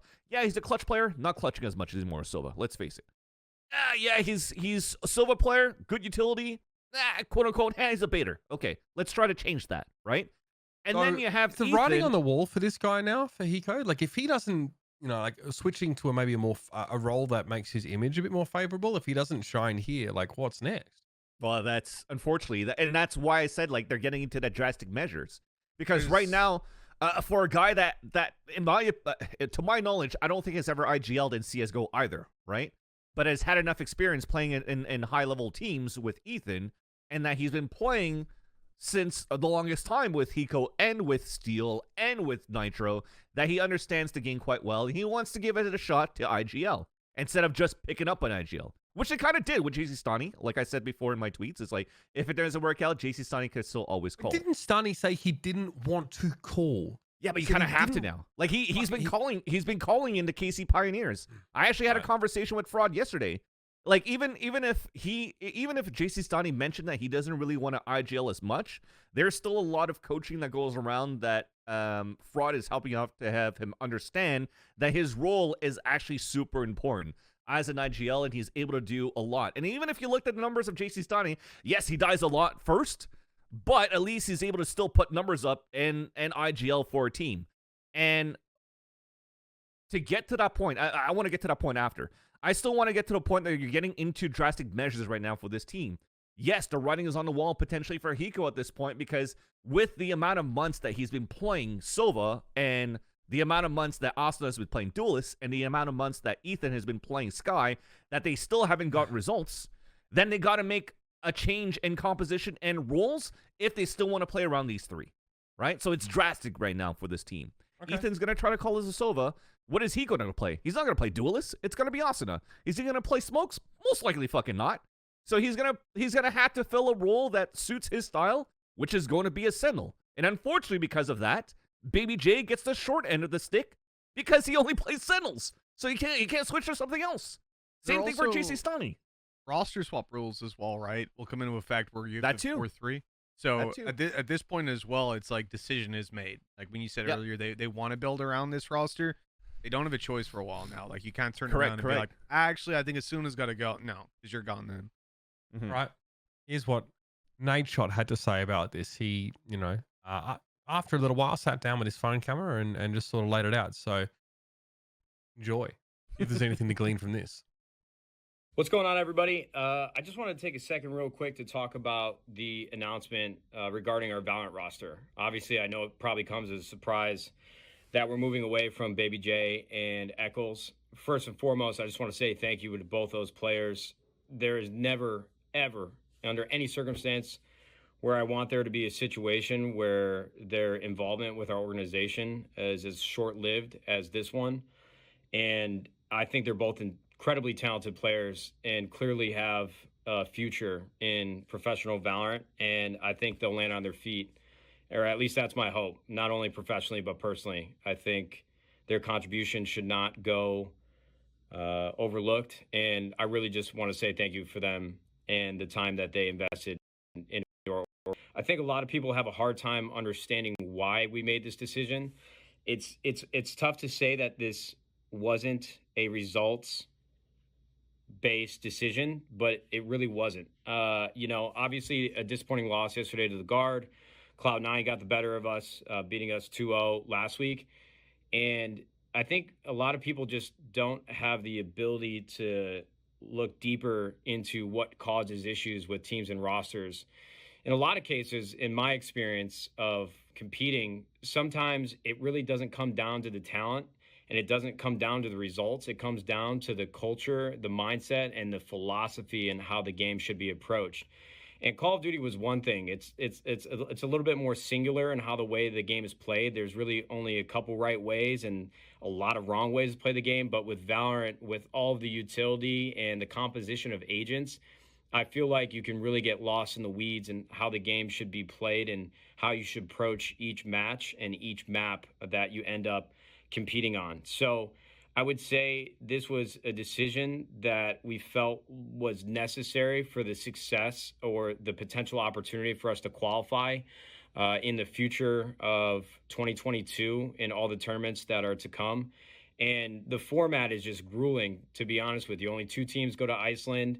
And basically, if you don't qualify, your year is done, besides some of the, tier 2 or tier 3 tournaments that you can play in across different tournament platforms and websites and organizations. So it's really make or break. And we just felt like we didn't want to wait out the inevitable. We just felt like the roster and the players and the way that they meshed just didn't fit well together. And so, you got to take a big swing. And so we're excited to welcome Bang and jcStani to the roster, and we hope that we can find success. I'm really sorry to the community that's looking for a better long-term solution. I know that it's never fun dealing with turbulence and the rosters, and it's never fun to not have confidence in the organization that is fielding these players, but we're trying to win, and we never want that to come at the cost of recycling players and really not giving people the opportunity to perform and prove themselves. But it's a cutthroat circuit, and I think these are changes for the best. So hopefully that makes sense. Hopefully that can give you a little bit of insight as to how we were thinking through this. And we now are looking forward to our match next week and hoping we can find some success. So thanks for listening. Thanks for understanding. And hopefully that made sense. Y'all take it easy. He's probably got a page to his left, if people are wondering. There's probably some dot points there for Nade to sort of address, which is fine. But I don't think it's off the dome necessarily. Should we get some final thoughts, guys? Should we try and sort of wrap this one up? I'm sure it'll continue to be discussed for a little bit. Yeah. Look, it's pretty consistent, I think, between what Eccles' report about chemistry is and Nadeshot trying to say it's sort of not results based. He says it's hard. I think it's unfortunate that this comes after them losing a map 13-0. And just because of the association people draw between that. But there's not a lot here. But I mean, people saying he's saying nothing. I don't know if he's saying nothing. He's just not saying very much. He is just saying there was a chemistry problem, and that's being corroborated by Eccles as well. Yeah. So it certainly seems likely that it's that. Disappointingly, that might actually be the reason. It's not very fun. It's not very spicy. It's fucking lame and kind of boring. But maybe that's just the reality of it. I mean, I still remember watching this show long time ago when we qualified to Masters and dropped the player immediately after. I remember, everybody has the same questions, right? And it's the sort of thing you can't. Reality is you can't just come out and say like this person was a problem or like what their problem was, because you're just throwing them under the bus, right? Like the whole biz. You don't want to air your dirty laundry or someone else's, and that's fuck up their future prospects. That's it. Like sure, someone might be bad at the game or an asshole or communicate wrong or whatever it is now, but in 2 months, 3 months, 4 months, you don't want the only thing anyone knows about them to be the thing that you said, and that's why people won't hire them or whatever. So I get why he's obviously not saying a lot there. Doesn't want to end up throwing anyone under the bus or giving things away, but I think that in these sort of situations, sometimes players just don't gel, and you can get on well outside of the game. As soon as you start playing together, you just have a different idea of how it works. It's like you can be best friends with a communist I don't know politics, but you know what I mean. You can like different things and be friends. It's all good. Yeah, sure. As long as you believe that real communism hasn't been tried, sure, Mitch. I guess you probably can. Oh, here we go. All right, get the manifesto out. Let's have a chat. Let's educate me. No, but I these sort of situations, it's always tragic because you look at it and you think about the potential that was there. But the sad thing for me is that we have Eccles and BabyJ just thrust into this situation, and it's because of a lack of planning and they just didn't give themselves enough time, and that's a simple reality. If you have signed players, and I'll say the same, when I was on Alliance and we signed a team and then we had to make a change when we qualified, same thing. We didn't give ourselves enough time. You as a team, as an organization, when you rush these things, you take a risk, and sometimes personalities clash and it doesn't work out. Ends up costing you a lot more money that way than if you just took an extra month or two. That's the harsh reality. Also, when you're looking at the down season that happened at the end of 2021 and who was available, who was not available, who's us to say and go with the assumption that 100 Thieves never actually approached Cryocels or that they never approached Xander or whatnot. Maybe they did try, but what fit better for those players was to play for version 1, was to play for other teams. And so to the play best for possible scenario they had was import a guy from across the ocean who barely get a visa in time, bring him in a couple days before, and then see what the fuck happens with a team he's never played with before. Yeah. Well, now Pura says 100 Thieves had a chance to pick up himself in Cryo, so that said, Let's skip over to that and that's go. great. I'll go back with the copium silly and go and look at the broader side of things. Right. Really unfortunate for BabyJ and for Ec1s that they got the short end of the stick out of this one with the roster changes. The thing is, like I said, they have to go into drastic agent changes and composition changes. So they have to find players that fit the role well. So if Ethan is leaving the Sky role and the KO role, that could definitely be filled by Bang, who's had an upward great trajectory of like an arc redemption story after not having good results. First playing with TSM back then when they just threw him on Reyna and Astra and be like, hey, try to frag for us on Breeze. And he was not putting up numbers. And he's been popping off right now playing as the initiator. I think that fits out well. jcStani, I talked about it before, where yes, he dies a lot, but what I did mention in the past for 100 Thieves was that I would like to see a supporting cast that is going to support Ethan, that is going to support Asuna in the fragging department, right? So if now it's going to be Bang and Asuna, well, after jcStani is going to place all of his fucking stars and pop everything off, I would not be surprised if he's going to be the one running in with the team to make sure that they trade, and he has the firepower for it. And now that he's not IGLing, he's going to be able to do that, which then leaves Hiko to be able to play that last type of person clutcher as a lurk instead of as a utility player. So on paper, it could look good. We'll see how it pans out because they're playing tomorrow in a Mickey Mouse tournament. They're playing in a Knights tournament. I like that Ethan's moving role because he wouldn't play KO. We talked about that earlier in the show. Right? Yeah. We said, why the fuck they have KO? He just wants to play the fucking Sky. I think that's dog shit, especially when you have to evolve as a team right now. I mean, if Hiko doesn't perform in this role, then it'll really set the narrative of what the real problem on this team was. I hate to break it to you guys. No, he wasn't baiting in that fucking Haven clip, right? It's fine. Like, yes, dude. Yes, he's last in sometimes. That clip, obviously, like, it's pretty easy to explain away what happened. But like, all right, homie, this is it. From one boomer to another. It's tough out there. Everyone expects you to fucking, defy the endless march of time, but it just don't happen. So good luck to you. And good luck to you, motherfuckers, by the way, if you missed tomorrow's show. We got shit to talk about tomorrow in the breakdown. It's going to be kicking off at 12 p.m. PT. Going to be me and Sir Scoots. Who the fuck is going to be the ranter this week? We tend to go back and forth depending on what the issue is, but we're going to catch us here on this very channel, twitch.tv/DNB. We're going to have Fish Sticks on the show, who I love to haze the absolute crap out of. Great guy. Obviously, one of the founding members of Duke.gg, and they're celebrating a successful launch. I think it was last week. So we'll get on and chat with him and cover a little bit more of the general news going on in esports. But yes, there's a lot to be revealed still in Valorant globally. In fact, will 100 Thieves bounce back? Will Europe continue to shake out this way? Will FPX start to turn into a juggernaut unto themselves? Are Fnatic the real deal? Now they're going to go up against some top teams in the VCT EMEA and have to prove their mettle. Well, enjoy. We're going to find that out, of course, over the coming week. And then next Tuesday, we'll be here to talk about it all and break it down here on Valoranting. In the meantime, enjoy your week. See you next week.